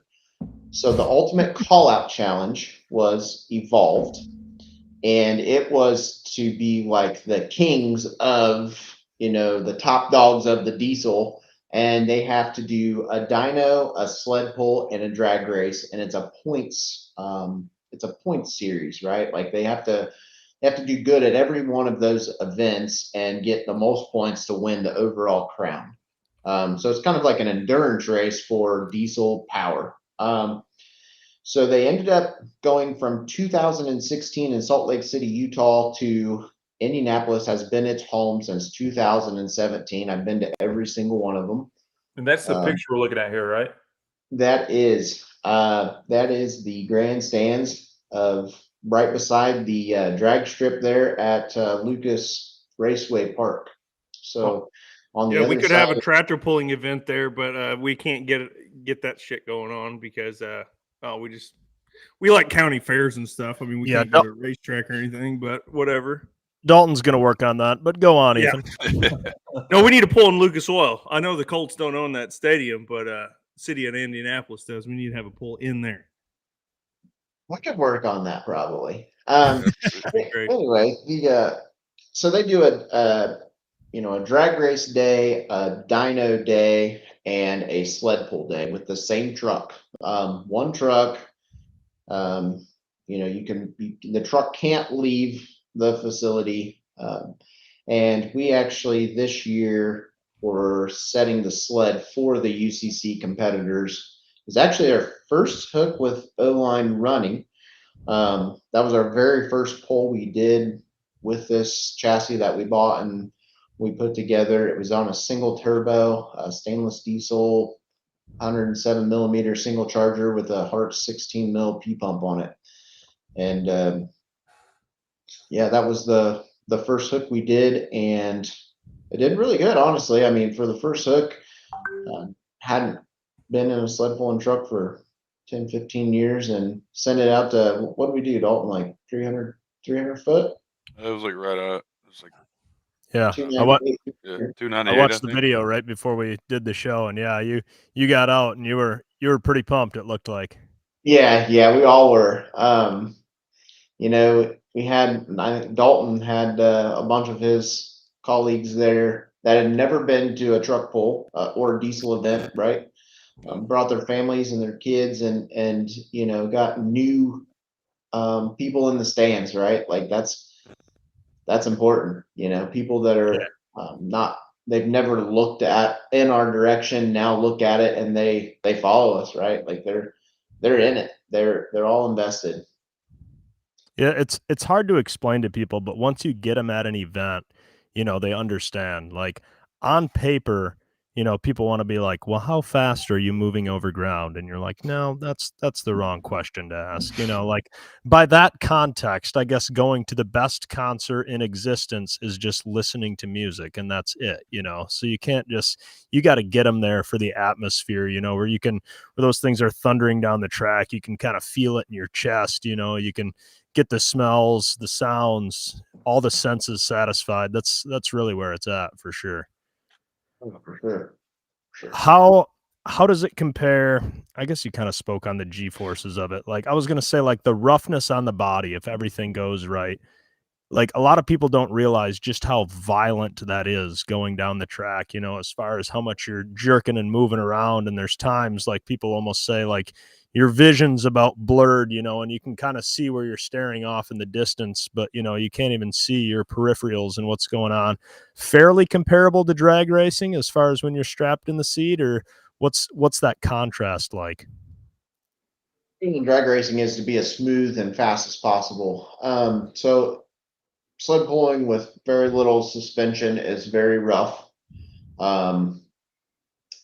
Drag racing wise, I can have both hands on my wheel and I can do everything from my steering wheel, from throw my parachutes to hitting my trans brake to grabbing an extra kit of nitrous or whatever you want to do. And then you go to sled pulling and you got your feet going, you got your hands, in two different locations, and it's just different. As of like a tunnel vision, no, I mean, but probably the people that sled pull haven't also been, 150 mile an hour and, an eighth mile either, so like my body's probably a little different than the most on going down a track. It's not boring in a sled and it's rough. Probably the roughest ride I ever had. We actually went to a ITPA event over in Illinois and broke a outer axle shaft on O-line, and it ripped the tire basically off and split the unit bearing and ended up underneath of it about 75, 80 foot out. And, one hand on the wheel and the other hand on the hand throttle, and that thing jerked my arm the hardest. And normally, like in drag racing, you can get some jerks, coming out of the hole or whatever when you shock load the whole system. But this thing, like, no matter how hard I grabbed that wheel, and luckily both hands weren't on it, like white knuckling, there was no stopping that amount of force on those cut tires just to turn it one way. It was like an instant deal, and there was no, like, my shoulder hurt the next day. It dripped my hand so hard, it was violent.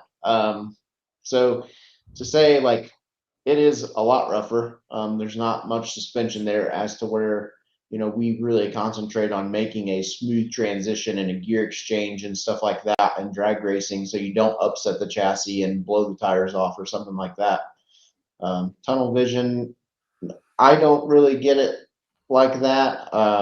My biggest thing is I try to watch, the smoke quantity coming out of the stack with the RPMs, and then, obviously, before I leave the line, we've already discussed which path we're going down the track. So I try to make sure, I'm watching that stuff and going the path that we decided we wanted to try.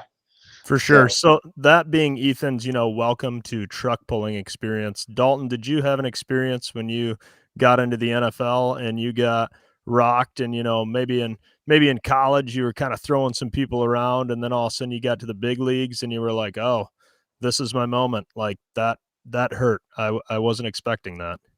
Oh, for sure. I mean, you go out to that first padded practice, and you're like, all right, we're all here playing football. And then you're like, oh shit, these guys they're in this league for a reason. I mean, it's like a game every day out there whenever like we're in the off season, training camp, stuff like that. And you're like, this is fun, but this is rough. I mean, it takes its toll on your body, but it's also like the fun part about it, just going out there and doing everything you can to like be better every day and just pushing your body as much as you can, and also like taking care of your body at the same time. But yeah, just going out there to that first practice was like, oh shit, this is welcome to the NFL. Yeah. And that like first preseason game, you're going up against guys that only watched on film, and it's the same thing. You're like, holy shit, like these guys are getting after it every single play, no matter what. And that's the fun part though as well. Yeah. For sure. So you started NFL games. You played against the LA Rams. Probably lined up. You get Aaron Donald lined up next to you. I mean, you go up against guys in practice when ones are on ones. You're going against Grover Stewart, DeForest Buckner. Guys like this. Your guys over here talking about, man, this drag racing. Oh, my back hurt. I mean, this guy's in a car crash every 45 seconds, more or less, and you guys are throwing. I mean, you got combat moves, power moves, all the stuff that you're doing. Was there a day in practice maybe you weren't paying attention a little bit, somebody come up and just completely decleated you, and you're like, holy shit, like. Oh, I mean, for sure. I mean, it's part of the game, but you always got to keep your head on a swivel and just go with it. But yeah, for sure. I mean, there's been a time where So with that stuff, do you take classes in maybe hand fighting? And I mean, what have you learned being a pro football player the last couple of years here about the technique? Because I think like Quentin Nelson's a big technician. Like, what have you learned about your position plus other positions on the O line that you may have to know, because it is a small group of guys with the most important group? Like, what are some of the things that you've done the last couple of years, to kind of, hand fighting combat? Is there certain kind of, you hear guys doing like ballet and yoga and stuff, so you're good on your feet? What is some of the stuff you do? I mean, like you said, like he was a really like technician guy. I mean, I've learned a lot from him, and it's really just all about the little things. I mean, from your hand placement to your aiming points and your footwork and everything like that. And you have to do all of that within 4 seconds. So I mean, it's kind of like you have to like kind of forget about it and let your body just go with it. And the O-line coach says just cut it loose. And it's hard not overthinking stuff. Like I still get caught up sometimes, like overthinking stuff. But I mean, it's just like always in the back of my head. It's him just saying like cut it loose. I mean, like in off season stuff like that, I try to just get more flexible, get stronger, stuff like that, and then just work on the little things like with your sets and your strikes and stuff like that. I mean, there's a lot of stuff that goes into just one play, and I mean, average game is what, I don't know, maybe 50 to 70 snaps a game. You So- you didn't confirm or deny ballet, Dalton. Can you touch on that? I haven't. I have not done ballet.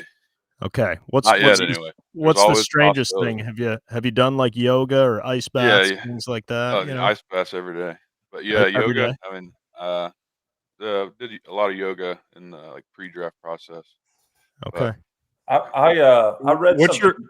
Oh, Go sorry, ahead. Chase. What is your favorite play to run? Like, is there you're pulling, you're gonna knock somebody? Oh, I yeah. mean, what are we doing here? What is your favorite play that you like to run? Yeah, I mean, like you said, my favorite play is whenever I'm pulling and just get a running head start at a guy. But it's always fun. Yeah, awesome.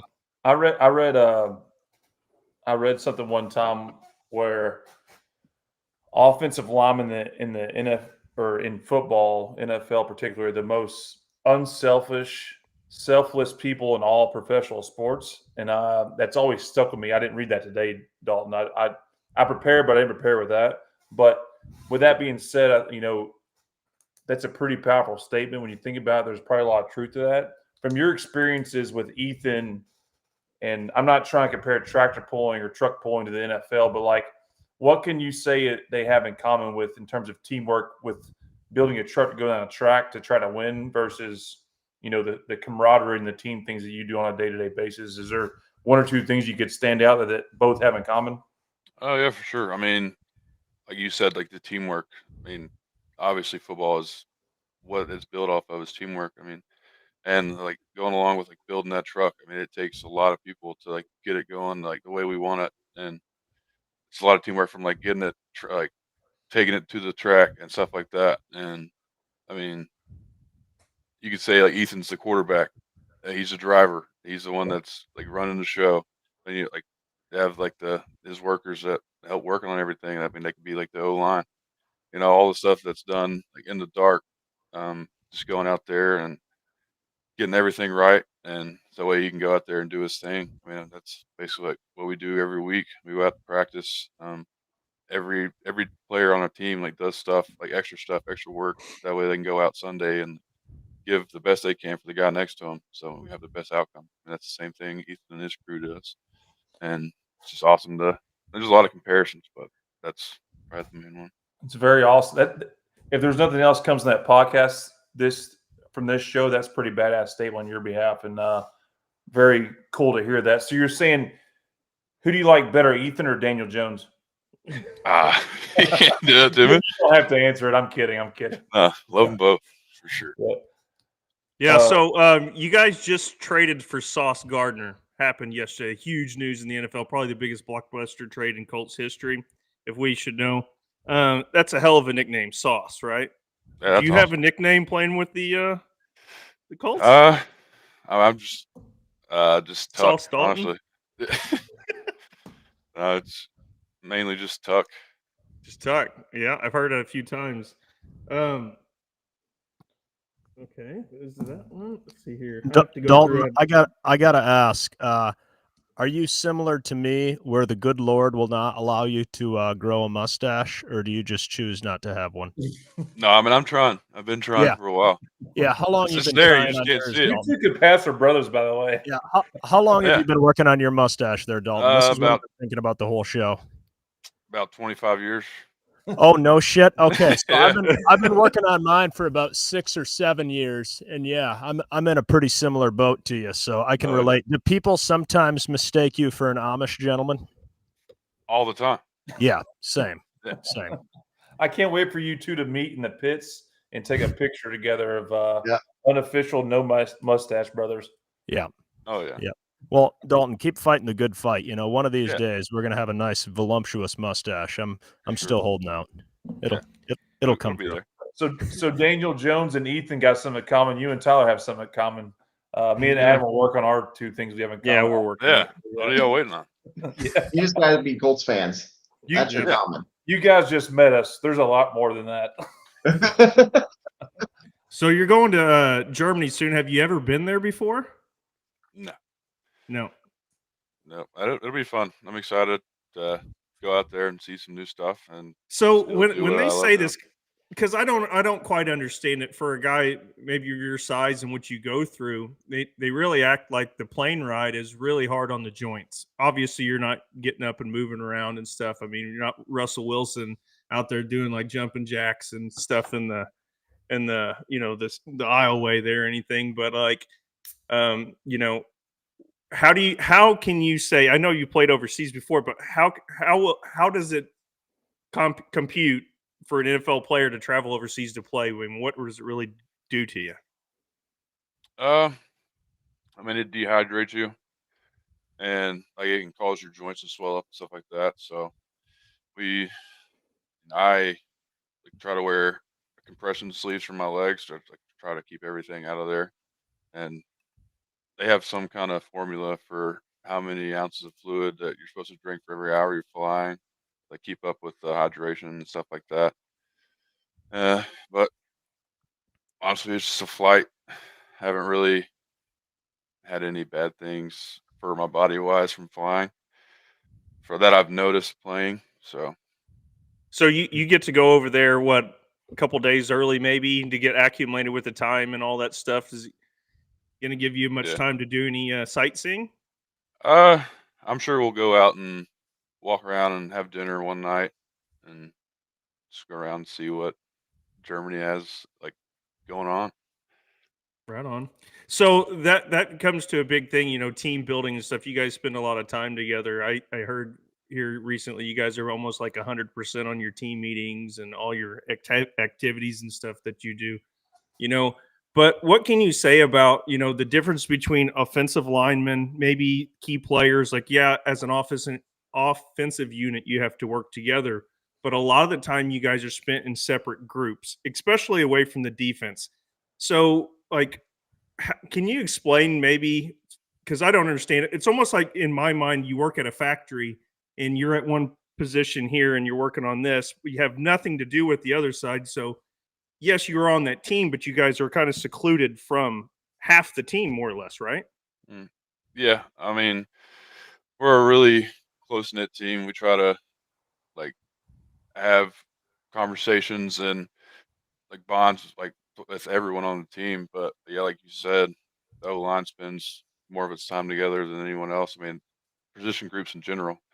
But we always try to get together as much as we can, do things. I mean, as an O line, we go out and have dinner every week. That way, we're still together, but we're not in the all right, we're at work deal. So we can just go cut up and just have fun, just eating dinner. Do you Guys guys coming over to split- houses and like you making dinner for people? Are you going? Is anybody in the team make food and like want to host these parties, watch Monday Night Football? And We haven't got to that point. We just go out to a restaurant, but I got you. we've mentioned like having everyone over at someone's house, but we haven't put a date to it yet. So Do you guys split the bill when you go out, or is there some sort of hazing procedure when you start for a team where they try to stick you with the bill or anything like that? no, I mean, we usually just take turns. So Yeah. that way everyone What's has a turn. what's the Is highest that a cap you've fallacy ever with the seen? rookies? I mean, that you're hazed when you make it to the NFL. I mean, here I've heard different things from other people, but from here it's pretty cool. I mean, not much stuff goes on. I mean, we have like rookie duties, like getting snacks and stuff. I mean, I'd like to have snacks too. So I mean, I don't Oh, care to yeah. go out and get some stuff, like in the meeting rooms. But yeah, I mean, Yeah, pretty cool over here. What's the go-to snack for Dalton? You kind of like a Nutty Buddy kind of guy, or what are you snacking on there? It depends on the season. I mean, like Oh, you're a seasonal snack guy. last year we had like during Christmas we had a bunch of the Christmas trees. I mean, we had so many of the Christmas trees in there. That and popcorn. It's just something quick and easy to have in the meetings. Okay. The Yeah. food scientists, how they feel about those Christmas trees? They probably don't like that, do they?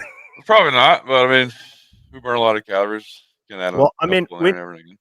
this is really getting into the important stuff here, Dalton. What kind of Christmas trees are we talking to? Certainly not a evergreen pine branch. Is this the Reese's Christmas tree, or is this the Little The Debbie? Little Debbie.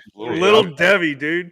I figured so. Well, I mean, It's- I also prefer the Reese's Christmas trees over the normal cups. You know, they're pretty good. yeah. The peanut butter to chocolate ratio in the seasonal Reese's is far superior than the ones with the wrappers, no questions. I So, call them Absolutely. Big Deborahs. They got the maximum Christmas trees now. There's like 5 in a box. They're huge. Like Really? one is like 3 of them put together. It's pretty cool. I haven't seen this.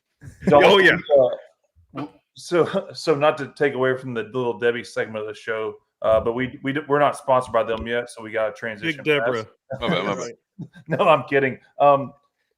So obviously we're gonna have a lot of fans watching this, and a lot of fans are gonna be ordering number 68 Colts jerseys probably tomorrow that are pulling fans. That'd be Like sweet. at a high level, you know, you're 25 years old. You're gonna play the NFL 10, 15 years more. Let's all hope. Yeah, But that's the goal. from a scheduling standpoint, you know, pulling primarily is on the weekends. So when would be the time of the year where you could most see yourself frequenting events? Obviously, in August, you're pretty deep probably into practice and so forth. But even the weekends, when do you think you'll be able to attend some pulls more so than others based on your commitments with the Colts or whatever team you're playing for? Like really in the summer, we have weekends off. So like right before training camp, we usually have weekends off. So When does training camp start? it was Late like July. Yeah, it's like late July. Gotcha. So I usually try to make everything I can in the summer and whatever we can in the spring, like the off season. But the season is pretty hard to do anything. So We, pretty- we need to so when sneak. We need to be able to sneak you out in August to come to Bowling Green, Ohio. Give you a. Yeah, you got to get to that one. I mean, yeah. probably pull some strings, right? Give a couple sick days. Hey guys, I got to go do something real Yeah. quick. No, we don't want to do that on air, but yeah. So you're mentioning about your outings with your O-line guys. So I think as we get later in the summer season, Ethan, the guys are kicking ass with the O-line truck, you know, call it Bowling Green, Ohio, call it Enderley. Like there's some big events between August to mid to late September. You're going to host a party with your O-line guys to watch O-line kick ass, right? Is that Yeah, the for plan? sure. All right. Absolutely. So we're on our way to a master plan for O-line and you hosting instead of going to the restaurants, Tyler, he's waiting to host them to Yes. show pulling on it. We'll show it to his fellow compadres. So Yeah, that's what we're waiting on. there we go. There we go. So we've talked a lot to both you and your backgrounds. Very awesome how you all came together, as we've said. So talk to us about O-line, like O-line, the truck past the transmission request on your behalf, Dalton. Like, what's the chassis? Obviously, Ethan and his team are building the engine. Maybe Ethan, you want to take this question, but like, what are we looking at when the fans are watching this pull at the farm show in Florida in March? Well, so we bought the chassis that was never. So I guess they made this chassis. So it's like a factory frame. Up until last week, was it, Dalton, that we had a power windows and full dash, full interior. Like it was pretty much just a racing seat and a factory 12-valve Cummins. So hang on, that picture up top was what it was? That is what it was when the original owner owned it. It went from a street truck to what it was on the trailer. And then when we bought it, it was actually like the extendo bed, right? Like the 10-foot bed sides with the stiffened frame that was boxed in a factory form. So what class was it pulling in? Sorry, I got a lot of questions. What was it pulling when you bought it? I don't think it ever pulled after the stiffening of the frame was done, but they planned to do a 3.0 class with it. That's what I say. It looks like a 3.0 truck on that trailer. Okay, not to pull a chase here and interrupt, Ethan. My apologies, but when you say a dash is still in it, I personally am the second owner of a 95 12-valve Cummins, and it has it has a full dash in it without a single crack. So are you telling me that thing had a full dash, not a single crack in it, and you ripped it out? Unfortunately, we had to make the decision. Oh, man. You might be the first person Dalton, how ever does that make you feel when they rip your dash out? to pull a uncracked. Dalton, you had an uncracked 12 valve I know. Cummins dash. Where'd you and find they this just truck pulled it at? I out? mean, what are we doing? No, I mean, Yeah, it's the picture name of the of game, you know? So Yeah. I wasn't really too upset about it. That's picture of dedication to the sport. Ethan, my apologies. Carry on. There's a picture of O-line next to John Wasab. Is that how you supposed to say his last name with Rolling Cole? The decal truck and O-line were sitting side by side in his shop at one time. He knows the original guy that built it into the quote unquote 3.0 chassis. I'm sure we got some 3.0 fans watching. Please comment if you know who these people are. We bought it We from know a who fun they are. named Chris out in the Ohio, Pennsylvania area, right on the border.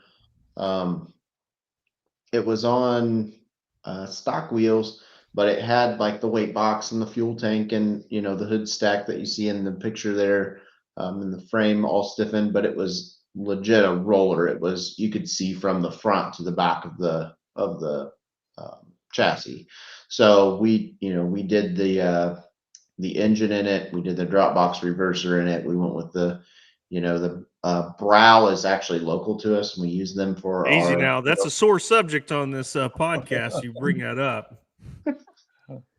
You know that, right? Like NTPA rules now, that brow bell housing was only good for 2027, and after that, you can't have it. So I think they maybe run we're going to still try to at get them. Brian Brow on here because I think there might be a lawsuit in order if you do actually Oh. pass an SFI rating. Anyways, let me get there. So I think Yeah. they run Sorry. still those, but good shout out at them. no Brow. He makes a lot of stuff. Yeah, He does. I mean, he goes from this pulling stuff to top fuel dragsters, right? Like him and Rob Bonifonte pretty much own that whole category. Mhm. But yeah, Brow's local to us. I'm friends with Rob Bonifonte as well. He does the titanium bell housings and stuff for the top fuel dragsters and whatnot. But yeah, we just kind of started piecing things together. Honestly, Facebook Marketplace has been our enemy of our spare money. For sure. hell yeah, brother. We bought this 6.7 Cummins. It's a Hamilton block, which is 0 coolant passages. So it's a solid iron block that's casted from the same foundry in China of where the factory block is casted, just no coolant ports. And then they added a deck plate on top of that. It had dropped 2 valves in cylinders 5 and 6. And I guess when these pullers buy pistons and sleeves, they buy a set of 8 for their 6 cylinders. So we actually got like another set of sleeves and pistons to be able to fix the engine. So I'd come in at 3 a.m, and spruce it all back up. And we had a drag racer that has a Dodge Dakota called, it's a Warren County diesel. They have a Dodge Dakota with a billet shied engine in it. And the head that we have on O-line is a Heims head that came off of Atlee's truck, the Lethal Weapon. And he had it on his drag truck, and it was sitting in a corner because it was made out of iron.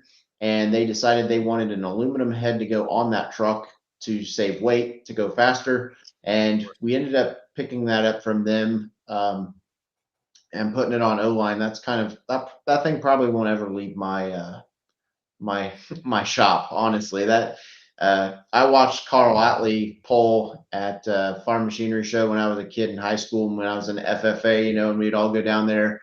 I've watched him run into the wall down there. That head's probably staying in our camp for the life. Even if it's totally destroyed and I hang it on the wall, that's one of the guys that I watched growing up and kept me going towards our goals that we're facing today. But yeah, so thanks Facebook Marketplace. We sent my dad all over the country to grab like the chassis, the engine, actually a trailer off of another puller that was in Southern Ohio. He did like a whole weekend loop of Ohio, Pennsylvania, and come back, and we had a complete pulling truck with a lot of work to be done. And yeah, I have a bunch of parts, laying around from my projects that I have. I have deck plate engines laying around and stuff like that. So, it's somewhat easy. Having Jeremy Wagler not very far from us, and he's a friend of mine. He helps us out as much as he can on like the intercooler that we have on the front of the O line. I asked him, I was like, hey man, we really need a bigger intercooler. What can you do for us? And he's like, oh, I got the intercooler you need. So, just friends that kind of thrown parts our way that they've had laying on their shelves and trying to find used parts here and there. And then it's obviously evolved into something that I think it was in the end of June, I came in and Dalton and I decided we wanted to go from a single turbo to triple turbos. And with all my free time, I came in at 3 a.m. for a month straight and fabricated the triple turbos that are on O-line. And we saw a picture earlier. It's pretty badass work. Looks good. Yeah. Thank you. It was a lot of work. I just had that vision, of what I wanted it to look like. I wanted to keep the inner fender well. I wanted to keep as much of the hood as I could. I wanted to keep we were on factory frame rail, so we're limited how tall we can stack things, how far out we can stack things without adding more engine plates, so the PPL and NTPA and stuff actually take our inner fender well, and that's our our outer 60 thousandths shield. So we just have to have that 3/16 that are up against the engine, and then our inner fender wells that we were able to keep are part of our engine shield. So that was cool. Yeah, just a lot of things, and that was probably the hardest thing, was to understand all of the rules, safety rules that we don't really have that type of, compressor covers on this one and double wall pipe and, covers on high pressure, hot pipes and stuff like that in the drag racing. So trying to, call the NTPA guys, the PPL guys, and it's kind of weird. Like, it doesn't seem like either one of those associations have a strict, set in stone rule, which I thought was odd, for being such like a national, everybody's looking at them and like I talked Hey, easy. You get these guys wound up now.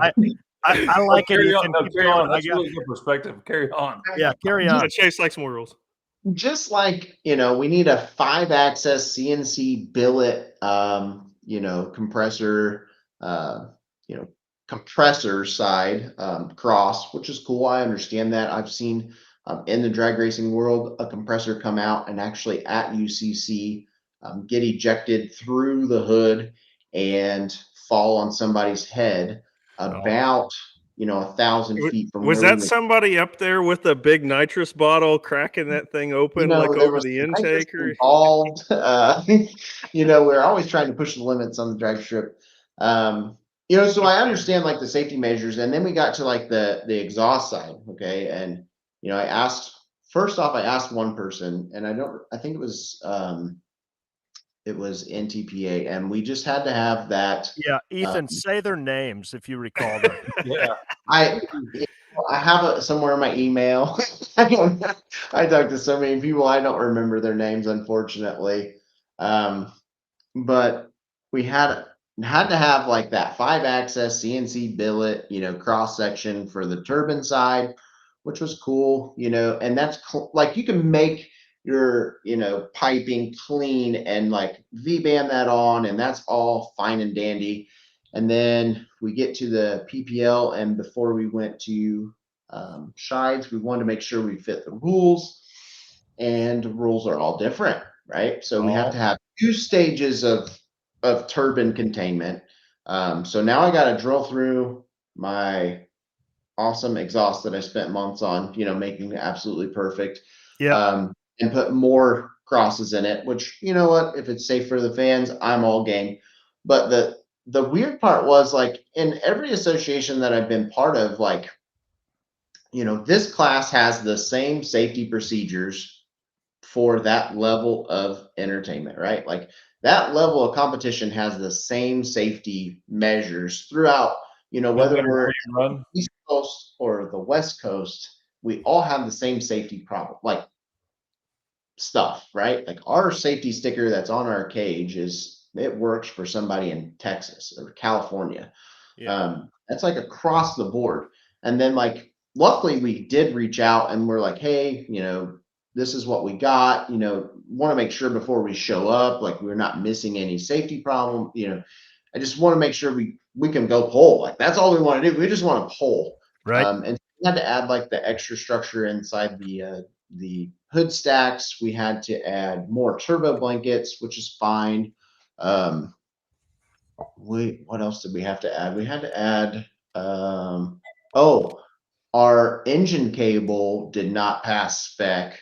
We had to have 2 engine cables if we use the clamps, or if you bought the really cool one with the eyelets and the clevis, you only needed 1.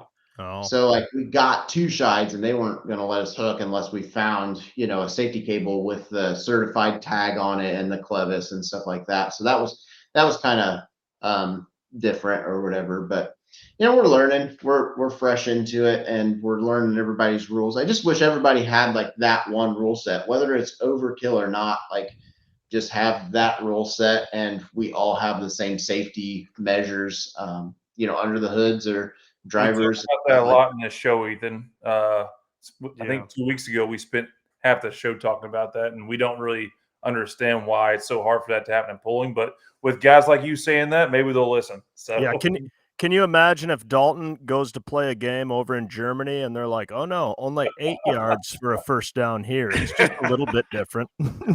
Yeah, or hey, you don't need a helmet on this one, but you do on that one, right? Yeah. Sometimes guarding cap, non-guarding cap, whatever. Yeah, but that's good perspective. Good perspective. Thanks for the elaboration. So when we saw the truck pull previously, has it been a super stock diesel 4-wheel drive, or like what class was it fall under before? Ever since we've owned it, we've kind of went with like the run what you brung super stock theme, right? Like we never tried to run like because of what I said before, like the turbo limited stuff is just not for me. I don't want to chase like who has the best turbo this week or next week or whatever. I just want to be able to throw everything I can at something and do the best we can with everything that we can, right? So have you all ran a national event besides Shods? When I say national, like a pro pulling league or an NTPA event? No, honestly, this year was kind of getting our feet wet. I spent a lot of days where I didn't sleep, 4 days in a row trying to get that thing. Welcome to pulling, Ethan. Yeah, I gotta commend you on that stainless steel fabrication that you said you were coming in doing at 3 a.m. Myself, with a background of stainless steel TIG welding and sanitary tubing fabrication of what I do during the day. I mean, I looked at your work there and it's pretty doggone nice, and I'm often reminded just how long that takes. Like an idiot when I bought those $75 headers off Marketplace, and I'm like, oh, I'll build exhaust for my $150 truck. Well, I did it the only way I know how, which is buying stainless steel pre-bent 90s and 45s. And on this $150 truck, I'm fully TIG welding 2.5-inch stainless steel exhaust 065 wall throughout the whole thing. And like, I like it when I get done, but I'm like, son of a bitch, does this just take so long to do? Like each side, you got to go true duals. It's a square body Chevy. You'd be ridiculous not to. So yeah, Tyler, don't let him fool you. Tyler's don't let him fool you now. They make bottling machines for Tito's vodka. We have, yeah. They make so we know how meticulous he is. Yeah, we build automated filling and capping equipment, and so it's all stainless steel, sanitary, TIG welded, ground and polished out stuff. So when I see all those, was that an expense, Tyler? What's that?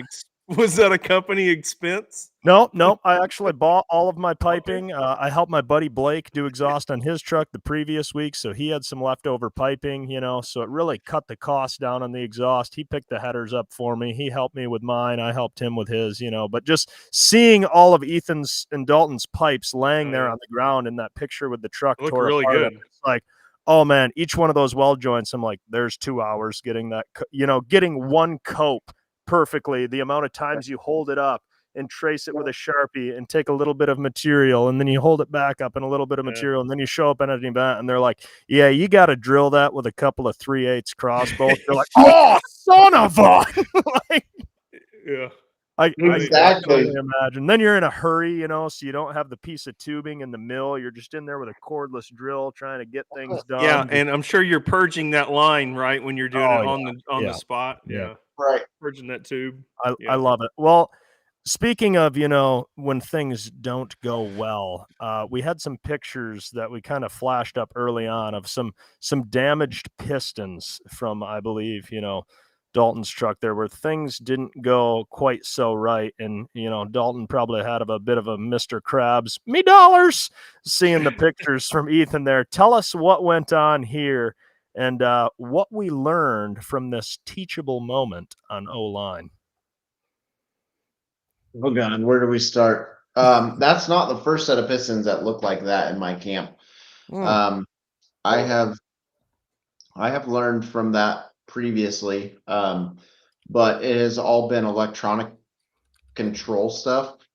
And what we first thought about it was, we had some fuel line fittings come loose. The main supply fitting from the Waterman that fed the Sigma came loose under high RPM. Now, whether I physically remember tightening that down. However, it was like aluminum and steel, and I didn't want to over tighten it, but I mean, I've tightened stuff down that's went really fast and had a lot of vibrations and never had a problem. That Sigma must have like a lot of vibrations to it, and I know it does because I watched one get run on the pump stand. But we had like a fuel line fitting on the feed side come loose, and then a fuel line fitting on the return side come loose, and then we had a high pressure water line explode once it got up to maximum pressure. At the crimp, it just blew apart. Like maybe they didn't have their crimp machine correct or whatever it may have been. So we had a lot of things, new build blues, and our original plan, which we tried the weekend before, was it, Dalton, that we went to Tipton? We actually went to a pole, and we had set up to go 100 foot, shut it down, go over the data, come back out the end of night, do a full pull, and be ready and have data for Shides on Friday and Saturday. However, Dalton was backing me up, and a darn near a tornado came through, and it started pouring down rain, and like the ambulance came and blocked off the track as I was trying to spool this thing up, and it was just a mess, right? Like we went to Dalton's game that same day, and after the game we went to the truck pull, and it got rained out, and so we went to Shides untested with triple turbos and a Sigma pump. Never heard the thing spool. We tried to be prepared, but we weren't. And our original goal is probably what we should have stuck with, was go 100 feet, 150 feet, shut it down, go over everything on the truck. However, I don't think that would have saved our pistons. The way those pistons melted tells me that there was a timing issue, and not so much that I timed the Sigma wrong, but that the like the pulse width, so how long that injector stays open for a set amount of time, with the small nozzles that we had on our injectors, and the big Sigma pump, we couldn't get that much volume of fuel through the injector and the amount of time that we had timed, right? So like there was fuel spraying after top dead center and trying to basically keep going with the flame on the way down is what we have seen. And so per se a timing issue based off of the injector nozzle size. So we went from a single turbo and didn't change our injector, which if you make a restriction at the injector tip, and you still have the same amount of volume at the pump, obviously, like it has to spray all of that fuel out of that tip, in a set amount of time. So in the electronic world, we can tell it how long to spray. So we say, hey, 1200 US, right? Like this 1200 microseconds is how long we want you to stay on, and then you shut off. And we need X amount of timing to make that happen at X amount of RPM. With a mechanical pump, you don't have that information, right? Like that was the whole trip up to Fair Valley and see how long does it take for 1500 cc's of fuel to enter my cylinder. Like how long does it take that injection cycle to happen? How many degrees of engine rotation? And we actually got that chart from them, so we can help kind of time that. And we went to a bigger injector on the truck, so hopefully that's not a restriction point. We have fuel spraying past top dead center and melting pistons, but we had a lot of learning to do with the lack of, I guess, technology where we could take like a data log before and tell you like this injector stayed open for 1200 US and we didn't quite have enough timing to get that amount of fuel in this at that much RPM. There's like a calculation you can actually be on with that.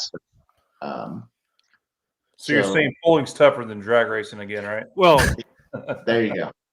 I build engines for a living, and I don't know. I have to respect the mechanical side of it to a certain degree, only because I think we saw a few years ago, like Proline came out and they tried to run with the Pro Charged mini rod, and they really struggled, man, because they build some of the fastest drag racing cars on the planet. But in the Pro Mod class, they allow electronic fuel injection. We're over here like, hammer and chisel and stuff like that. I mean, I don't even have a data acquisition on my pulling vehicles here. So for me, it's also a big step when you think about, hey, if we ever do go electronic, like I would be totally in the dark too. You know what I'm saying? Like there's guys that know so much stuff about that. The one thing I do really respect about the mechanical side of it is that it cuts out on all in our world. We got 6-shooters and power grids and timers, all this stuff that you could do stuff with, and it cuts all of that out of it. You know what I mean? It's just like static time constantly. The only thing we're allowed to run is a crank trigger, which usually like these things, run off the mag or whatever, but you can run a crank trigger. That's it. I mean, you can manipulate fuel and certain different bypasses and stuff. And I think that's what's really crazy. Like come to one of these big events like Bowling Green or stuff to walk around and look at all, even like the alcohol super stocks, the diesel super stocks. Everybody does it a different way. So you're going to find your way. It's going to take a little bit of time, a lot of money, but it's what's really neat. I think it would be cool if we had electronic and then again, I don't, because I think it really, in my mind, I mean, it's like how much you can't simplify it anymore, right? If it's mechanical, my battery lost voltage, or my this or that, like certain things have to happen for things to happen. Mechanically, it doesn't. It's just the engine will run until you ground it out. That'd be like the Colts having an AI quarterback Dalton's blocking for. Like it's just not his cool, right? Yeah, absolutely. It's definitely not. When you have that human error, I mean, it adds a special version of it when you see how different people go about it. But definitely Dalton and Ethan, don't feel bad. I had probably, 10 sets of pistons that looked similar to that this past year, along with some rods through the block. So we like to just tell ourselves that's part of pulling, and it's part of the fun, Yeah. If you tell yourself that long enough, you'll eventually believe it. It's interesting how that works. All right, gentlemen, we've got a little segment called the Rapid Fire where we just peel through a couple of quick questions. No need for long explanations or anything, and it'll be pretty easy. So you can both answer. which one of you do you think can cook the better steak? I'm gonna go me. Ethan, what do you think? Yeah, Dalton. Okay, fair enough. If you guys both switched roles for one day at your job, who would do a better job at the other's position? Dalton, was for sure. yeah, probably.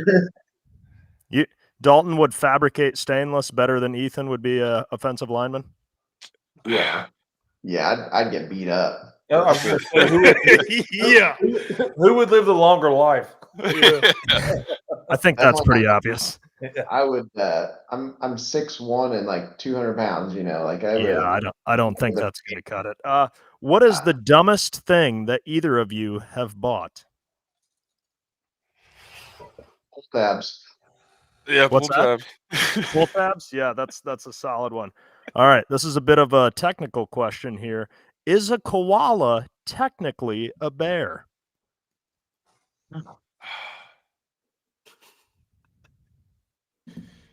Damn, that'll make you think about that one. You're telling me, man. I've wondered this. I had to look it up, so I figured I'd ask you guys. I mean, I would say, yeah. I mean, aren't they technically koala bears? I mean, That is in the name. That is kind of what they say, but they call teddy That- bears too, and those That's aren't true. actual bears. So Ethan, I'm gonna go- Dalton, we need an official answer. Are I'm going koalas no. bears? No. I'm not. You're going no? Ethan, what do you think? They're not bears. You guys are both right. They're actually marsupials. So would you rather live your life 100 years in the future or 100 years in the past? Future. I don't know. I'd probably go past. You probably go past. I think I would Yeah. too, honestly. Simple. Me too. I would agree with that. All right. Yeah. Would you guys rather be a kindergarten teacher or a rodeo clown? Kindergarten teacher for sure. I like kids. Rodeo clown just for the fun. Yeah, I would agree, Dalton. You'd make a hell of a rodeo clown. All right. What is the larger challenge? Raising children, or for Ethan running a business, or for Dalton NFL practices? Raising kids is pretty hard. Yeah. Definitely raising a kid. You guys are both going children? All right. Would you have been more likely to trust the first person that ate honey or the first person that drank coffee? Man, that's weird. Can you Yeah, eat that's honey bad. or you drink honey? I'm a coffee drinker. You know, I wouldn't trust somebody that just drinking honey. I Yeah, know can so you- if you get up Yeah. at 3 o'clock in the morning. Yeah, can you imagine just robbing a hive of stinging insects? And you're like- Yeah. and the guy's like, yeah, guys, this shit's pretty good. You got to try this. Yeah. No, he's definitely not trustworthy for Yeah. sure. No. Yeah. The first guy Yeah. that had honey was probably a weirdo. All right, think probably and had full lastly, who do you think would do a better job driving the pulling truck? Aaron Rodgers or Tom Brady? Mm. Tom Brady's pretty good with his hands. That's what Giselle said. That's why she left. Yeah. Aaron Rodgers Real was just Brady. playing grass a couple weeks ago. Yeah. You're going Brady, Dalton? I believe so. I mean, I feel like they'd both be pretty good, but Yeah. Perfect. just go Brady. Okay. Go Brady. That's all there is to it. That's rapid fire, gentlemen. Very, very serious yeah. questions, Well as you done. can Well tell. No, those are some serious questions. Yeah. Yeah. Make you think a little bit too. Yeah. Yeah. Well done on the koala one, though. I think I'd have gotten that one wrong. So we mentioned you put in for the National Farmers Junior Show. You'll find out one day or probably the next 30 days if you're in there or not. What's your plans after that? You all plan to come to Florida to run the O-line truck at the Grand National events, or you're going to hold out till a little later in the summer? What's the plan for the O-line team? So, like I said, I'm really concentrating 2026 on pulling. So, if we have the opportunity to go pulling over drag racing or another truck show of some sort, I'm going to try to support the pulling team as much as I can. You know, so we should be in Florida in March. if we get invited to the National Farm Machinery Show, obviously we'll be there. We're going to try to do as much as we can on the grand national level. Probably not. I've never been a points follower at a certain series. It's probably more so like what's more popular. What's the payout look like? Logistically wise, is it something we can? I still have a business to run, and obviously he's got things going on in his life. So we got to make sure logistically wise, if we can even send somebody out there with a truck and trailer and then we can fly in or something like that, make it make sense for both of our schedules and try to plan that accordingly. I will say, like, we started making a 2026 schedule for drag racing events, like diesel events in general. And sled pulling, and we have a packed schedule between our team of every weekend throughout the summer. We're definitely, my goal is to shift to that sled pulling scene and try to do the 3 events in June up north with the Grand National level, like Toma. I've always wanted to do Bowling Green. I want to do the Farley event. I just like going to the bigger name, bigger crowd stuff with the bigger payouts, and that's, I think, what we're going to concentrate on. Are you all in terms of Dalton? I'm sure you all text or talk on the phone all the time, but you're located in Lafayette, Indiana. Dalton, you're in Indianapolis. That's an hour and a half, give or take, if I'm not mistaken, right? Yeah, it's about an hour and 10. Hour 10. Dalton, do you go to their shop during the season, or like do you stop in every now and then, or how often do you either Monday evenings or Tuesday, go up there, hang out, see how everything's going. So you do this like clockwork every Monday or evening or Tuesday. So you're there once a week. So like you're in the NFL stadium on Sundays, you're working on a pulling truck on Mondays. Your Monday's off, brother. Victory Monday. I mean, I go into the facility and do everything I need to do, like get my body right and stuff like that. And I mean, it's my off day, so just go up and just go hang out. And can you imagine Dalton? He's like, He's like, I'm in here right now trying to figure out how to beat the Kansas City Chiefs, but I can't wait to get out here to kick Van Hazley's ass. Seriously, you're the only team in the NFL that has a pulling tractor in the stadium. Yeah, I know. I didn't know that until last year. My parents took a picture. That was Steve Boyd's Green Streak. They're from Washington, Indiana. I mean, that's been in there forever. There's long sponsored by them. Yeah. Only we team got the ever. Chiefs on Sunday, but boys, I can't wait to get in Van Hazley's ass in March. So always trying to get better all the way across the board. Trip has his new truck ready by March. Yeah. So in the pulling world, Dalton, I mean, obviously you like the superstock diesel trucks, right? Is there another class that maybe you are interested in? Like one day you retire and stuff, a pro stock or whatever. Do you have a class that you'd like to take a ride in?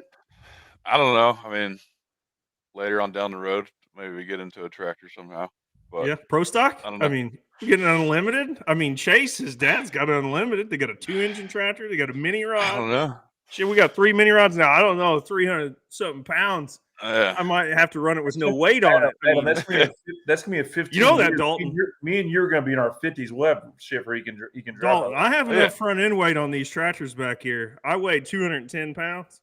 You weigh 300. We'll give you 325. Just to be generous. You could drive one of these tractors. We got enough weight that you can actually make weight with a pulling tractor here. Now, the 6.6 thing might be a problem. Yeah, maybe just a little bit. Dalton, my mini rod, I actually put my legs around the engine. That way my fat ass can sit further forward. So I feel like if you're going to hop in one, mine would be the ideal setup for sure, because your personal ballast would be positioned to your advantage. Right, to hold mini that rod front end down. We're going to convert you to a mini rod puller before it's all said and done. I've only rolled it over several times, Dalton. It's fine. Yeah. Hey, that was a bump by one of the. You're getting chipped there on the end of or you're chipping somebody. Just a little bump. I mean, mini rod pulling's nothing. They don't weigh enough. You're Yeah. 2 linemen or an offensive lineman are heavier than one of these tractors. Okay, like all the guys put together are heavier than one of these Oh, yeah. tractors. You can handle it. Oh yeah. I don't know. I mean, we'll see how it goes. I mean, I've always He's never been to a national event, as he said, so I think he's getting ready to take it all in at a whole Yeah, other he's- level. And yeah, for sure. We'll put you in that blue one over there. That Yeah, blue there one we over go. there. It's nice Indianapolis Colts blue. Oh yeah, that's a Yeah. good We'll color. stick you in that one, and you come by the trailer. We'll stick you in there. Yeah, You for can sure. make weight. I promise you. I'll take shit off of it to make weight. Hey, Okay. Yeah. Hey, Dalton. You're more than Dalton, welcome to drive it. Dalton, Ethan's gone. Tell us something about himself, or tell us something about Ethan that he would be embarrassed if we know. I don't know. To be honest. You better hurry. He's only taking a piss. He's only going to be gone Yeah, I in know. 30 seconds. Off the top of the head, I really don't know. Really? Nothing? So Nothing. I mean, Oh, you don't shit. have a freak Shit. travel story or anything. I mean, obviously, you guys do a lot of. So we always ask I always ask on this show. Like, we asked Kyle Petty last show that we had. Give us a travel story. Obviously, you be in the NFL. You're traveling with maybe the most diverse people on the planet put together, right? And like in the pulling world and stuff, we're always on the road and doing stuff. Do you have a travel story from being in the pros or even playing football, a memorable travel story playing football and a memorable travel story pulling where something didn't go right or something went terrible? We lost a wheel bearing, caught the thing on fire, whatever the story may be. Do you have a story for each? I mean, probably. I mean, I've been on some rough flights back in college. I mean, those are always scary. High winds, icy runways don't mix. Those are always tough. Especially, it's not fun to be riding in that thing with no control whatsoever. Just sitting there like, all right, well, I hope we stop. you Right. played And all 4 years over at there. Marshall? You played 4 years at Marshall, Dalton? Is that correct? No, I was there for 6 years, so I took advantage of my COVID year, my redshirt year. Oh yeah, So that's I right. took full advantage of it. But yeah, polling wise, To be determined. yeah, to be determined. Yeah. Ethan's like, hey, you need to get out here and do whatever to keep this thing running. I had one time our alternator went out. I had to get in the trailer, get a battery charger out in the motorhome, and we plugged it into the motorhome, ran the cord out the window down to the battery box. We hooked up the battery and took off down the road, and we got about a mile, and the transmission would kick out. We had to sit on the side of the road, let it charge up, and drive another mile just to get somewhere. I mean, there's always terrible things that happen traveling. I mean, I forget where we were playing, but it was after the game. We had lost at Marshall, and we were pulling off. I think like the last bus in line ended up like blowing a tire on a curb, so we had to sit there for like an extra hour and a half. I was Oh, like, shit. bro, come on, I'm just trying to get home. I'm ready to get home, but The NFL travel is probably much better than the college travel. I mean, yeah, Hell yeah. to be expected. Ethan, how about you? Any memorable travel stories of things just falling apart on you going down the freeway? Oh, for sure. I mean, I've we're always pushed for time. Seems like our fun toys get pushed to the back burner until the night of or something, and I won't sleep for a day or two trying to get our stuff together because we have other customers. Usually I put before us. So our tow rig is usually the last thing to get maintenance. Of course. So Dad and I went to a drag race out in Darlington, South Carolina, and we left knowing we had like a leaking brake line. Yeah, but those aren't really that important, though. We bought brake lines, but we ran out of time to put them on. We had to get on the road. Of course.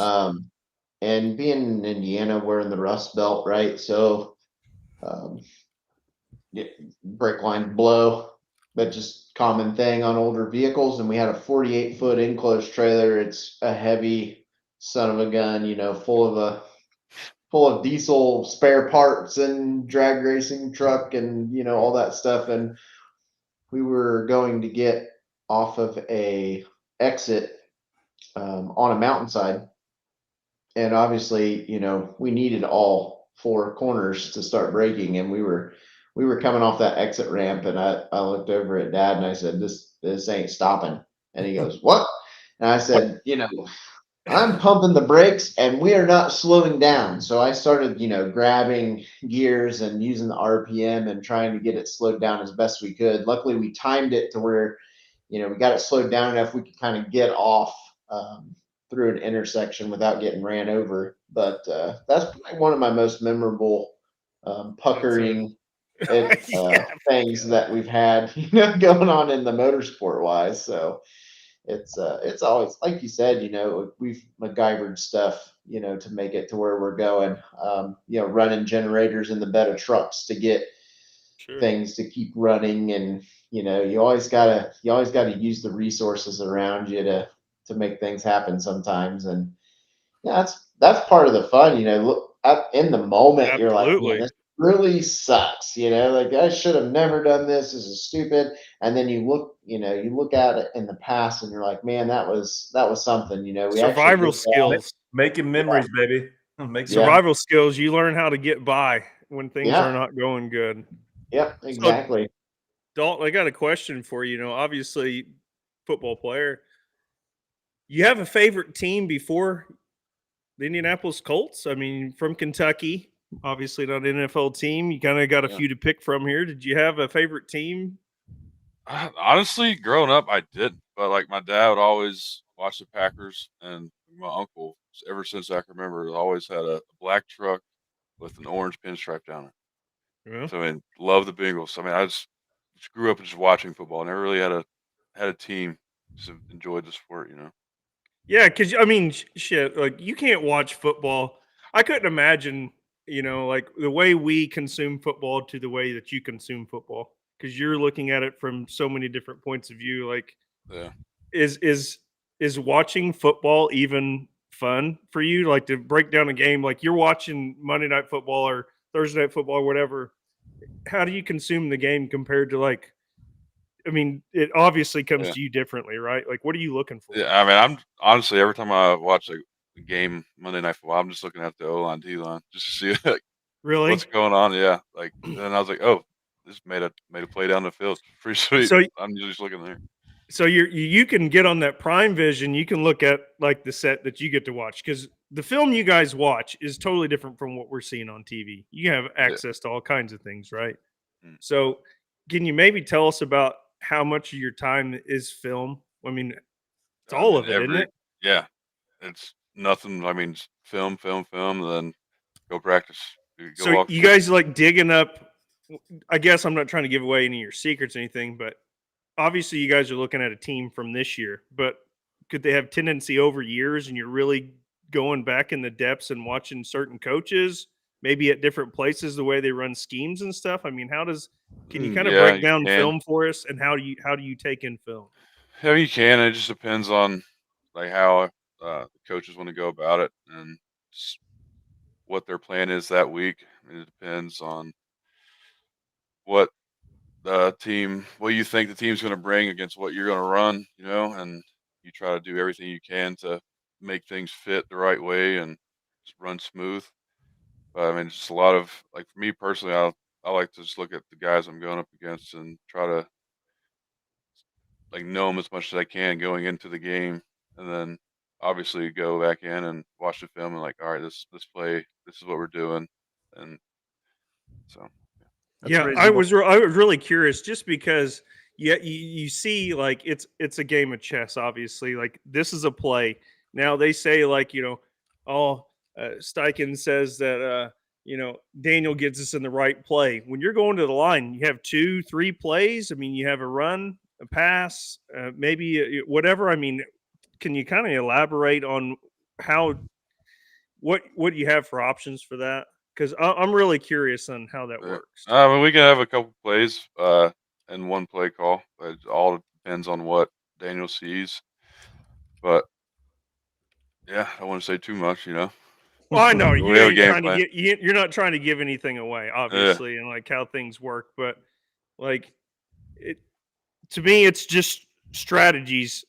every single play between two teams, you get a look and you try to beat that with a call that you're given, or maybe you can check to it, right? And that's just the whole play, the whole game. Yeah. We're like, and whatever other kind of things they have, whatever and then you have a cadence on that, right? So, Adam, somebody from the Falcons could be watching this podcast. yeah, I know these guys. Hey, I have to give it to you. The Colts are tight-lipped, dude. Like you don't hear much out of that building. It's a quiet. To follow up on Adam's question, I would call you both relatively new to pulling. I don't mean that as a disrespect, but like Adam, myself, and Tyler were literally born into it through our fathers and our family. Do either one of you have a favorite puller? It can be anybody. I mean, I'm new to the whole diesel thing in general, so I mean, I'm still. When you think diesel pulling, is there a name that comes to mind? In the Hazley, just because he's from Kentucky. Van Hazley. And, We won't tell him that you're his hero, or he's his secret admirer. Secret admirer, Chase. That's a great answer. Ethan, what about yourself? He's a good dude. You know, Dan and Van, I mean, you know, Indiana brothers, right? Like those guys, you know, they really did a lot of work, right? I've watched them from when they were in pretty much stock trucks with tuners to what they've evolved in now to with billet engines and just really evolved diesels in general. I couldn't not give either one of them as much credit as another. I mean, those two guys have really made diesel, at least in diesel trucks, you know, they're pretty much the people that all of our generation looked up to, right? Like even to this day. Van's the godfather, they say, right? Those guys were innovators, and they still are, and they're legends.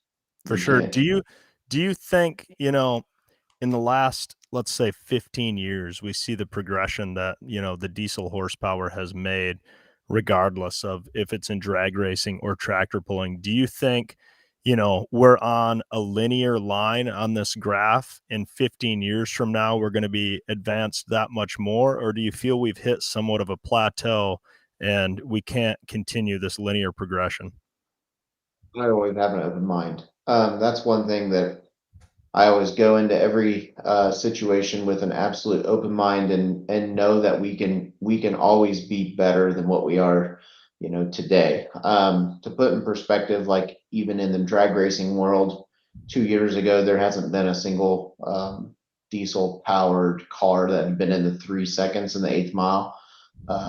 You know, we're just absolutely crushing that now, and we're only going faster, and we're only adding more RPM, you know, and horsepower, and finding ways to, you know, do like horsepower management down track. And, you know, all of that stuff that we're doing in the drag racing world and the things that we do in the drag racing world, you know, we're cross platforms, right? Like, you know, 90% of the trucks out on that drag strip are taking what, the Super B deck plate engine, right? Like it's somebody else's configuration of how they did it or whatever. But I mean, that deck plate engine is in 90% of those trucks with cast blocks, you know? Sure. I mean, both sides of that fence, whether it's drag racing or sled pulling, they don't know it, but we're both working together, and we're both taking technology of what we see in podcasts or magazine articles or whatever, from either side, and sharing that knowledge. And that's what's going to always project diesel motorsports in general to grow, right? I have no doubt in my mind that the progression that we've had in the last 15 years has been the same amount of progression that gasoline or nitromethane has had in the last 45. Like we're growing that fast, that, you know, and that's a big statement. So, you know, we go from something that was hard to get, you know, under 5 seconds in the 8th mile to, you know, there's guys out there running, you know, 360s in the 8th mile with top fuel dragster, like a top fuel dragster frame with a billet Cummins, you know, engine in it. It's badass stuff. No question, for sure. All right, Dalton, arguably more technical. This question's for you. recently a player from the Panthers executed a celebration and modeled after the Key and Peele skit, but they only executed 2 pumps, Two. and they Yeah, got 2 in pumps. trouble for that. What are your feelings on the 2 pump penalty? 2 pumps should be allowed. 3 is the penalty. What are your thoughts? Yeah, for sure. I mean, 2 should definitely be allowed. Third's pushing it, but 2 for Yeah. sure should be allowed. I agree. That was a big one I wanted to answer. Yeah. I can't believe they gave him the penalty on 2 pumps. I know. Unbelievable. Do we It's have a fair team game. celebration coming soon? Like, you guys waiting on one individual thing to happen for a complete O-line celebration? What needs to happen for that? I mean, something big. We haven't really planned one out yet, but I'm sure when the time comes, it'll be worth it. Gotcha. I gotcha. Love it. Well, Love gentlemen, it. Well, it's been we've had you for 2 hours. Dalton, I know you have nothing going on. Ethan, we're not apologetic. We're not apologetic to you at all, but you've given us 2+ hours of awesomeness. From Absolutely. the NFL to your honestly, the coolest thing to me, besides you being an NFL player, Dalton, and your experience with drag racing, Ethan, is that you all are going to the highest level of pulling without, don't take this the wrong way, without a lot of people like supporting you. All are figuring it out yourself. So I think that's Awesome. the story within itself. That's pretty badass here. And as a fan myself, I can't wait to watch this unfold. You all, I would say, O-line, the super stock 4-wheel drive truck has a lot of new fans tonight, but we need to get wrapped up here. Final statement on both of your behalfs. Anyone you need to thank, anyone you need to shout out besides the Colts and Daniel Jones, Dalton. Either one of you, just make sure this is your all's time to just thank and shout out whoever we need to before we wrap up. Obviously Ethan and his whole crew. Without them, I wouldn't be where I am in this pulling scene and everything. I wouldn't have the truck I'm driving right now the way it is. I mean, they've helped me achieve things that I've wanted to do since I was a little kid, and obviously shout out my wife and my son. Just always being there for me and supporting me no matter what it is, but especially pulling stuff. She's like, if you like it, I like it. So just awesome. going along with it. It's awesome. Family sport. It's a family Yeah. sport. Believe it or not, me, Adam, and Tyler are really good friends because we grew up in the sport together. So I highly recommend from someone who's seen the benefits of it, bring your wife and your kids around. Chase, you're acting like you're married. Hold on a second. Now, Tyler and Chase ain't married, and they have 0 kids, okay? I have a wife and 2 kids. Been married for 12 beautiful years. Don't take any advice from that son of a bitch on top of the screen right there, okay? no, for what it's worth, Don, I really love Adam. So, okay. Oh, okay. Yeah. There you go. Dalton, I will back that the pulling environment is got to be, in my experience, the best atmosphere to be raised and brought up in. You've got a supporting network all around you, and it really teaches you the value that, you are not guaranteed success no matter how much work and preparation you put into something. But if you stick with it long enough, the more preparation you put into something, you are increasing your odds of success. And sometimes you do everything right and shit just goes wrong. But eventually, if you stick with that long enough, and it's so cool to see all the competitors come together, and you guys probably see that already at the levels you've been at, and you're going to see that even more for sure. And it was personally an awesome environment to be brought up in. And I hope your son, can have that same opportunity for sure. For sure. Ethan, how about yourself? Yours. Oh gosh, we got so many people to thank. Run it. From all of the super stock guys that I message at God knows what time of morning or night. Brady over there at Shides. He answers a lot of questions and has helped me at the track. Him and Brad. Dan Scheid, helping us at last minute parts and pieces. Hot Shot Secret has been a phenomenal sponsor of O-line since the resurrection of it. Anything motorsport wise that I've ever done, Hot Shot Secret has been right by my side. Whether it be, with fuel or oils or whatever. Summit Racing, they have been absolutely phenomenal. We spend more money in overnight shipping with Summit Racing than actually buying the parts. That's Can safe. relate. The last time I was in the driver's seat of that thing, we did catch on fire. We had a safe craft fire suppression system that we actually put in 2 days before that event, just in case something like that did happen. It absolutely, I did second guess myself on pulling that bottle that cost $750 to refill. Well, there's an in-cab video of that, but I did reach over and pull the pin, and it did do everything we thought it was going to do plus more. There was a ton of fuel and oil all over the underside of that hood that could have went up in smoke. It could have been a catastrophic to O-line. It could have been the end. Without them, it probably would have been a lot worse than what it was. We had a few places in like a quarter-inch air hose line that kind of melted a little bit, but nothing extravagant that couldn't have been fixed right then and there, other than we torched the pistons. Yeah. I'm sure there's hundreds of other people. Aiden, Sean and Aiden Hodgins. Chaos has been great. Patrick O'Brien. We plan to go down there when we get our Chaos block, and I get it all put together and spend some time with him on the dyno and kind of learn this old mechanical stuff. It's just there's so many people to thank, and I feel terrible for not remembering them all. Obviously, my significant other and the employees at WP. Rick, he is freaking diehard pulling and keeps this thing going.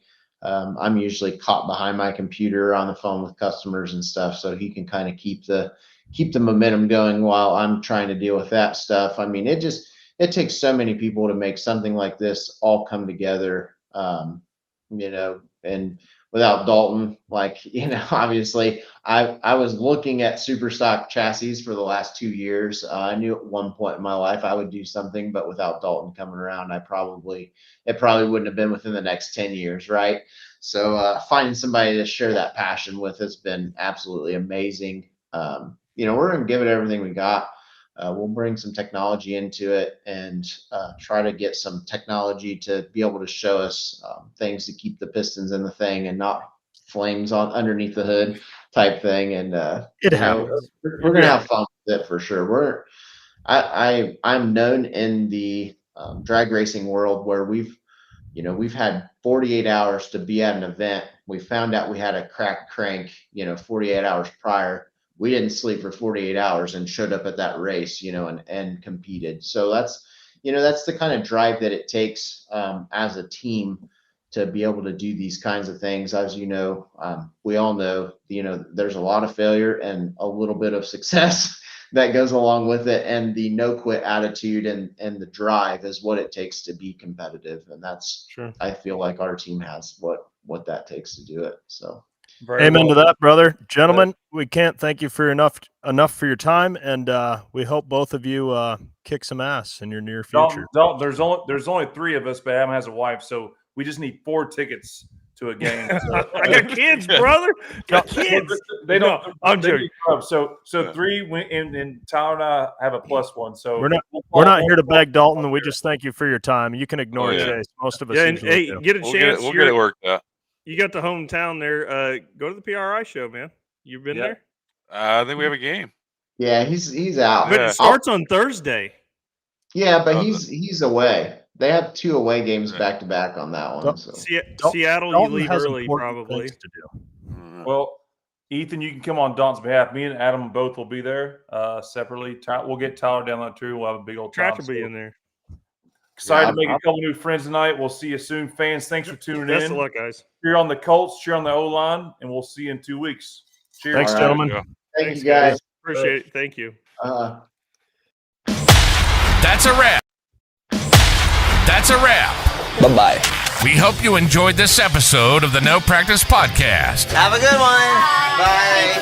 Stay tuned for the next episode where we guarantee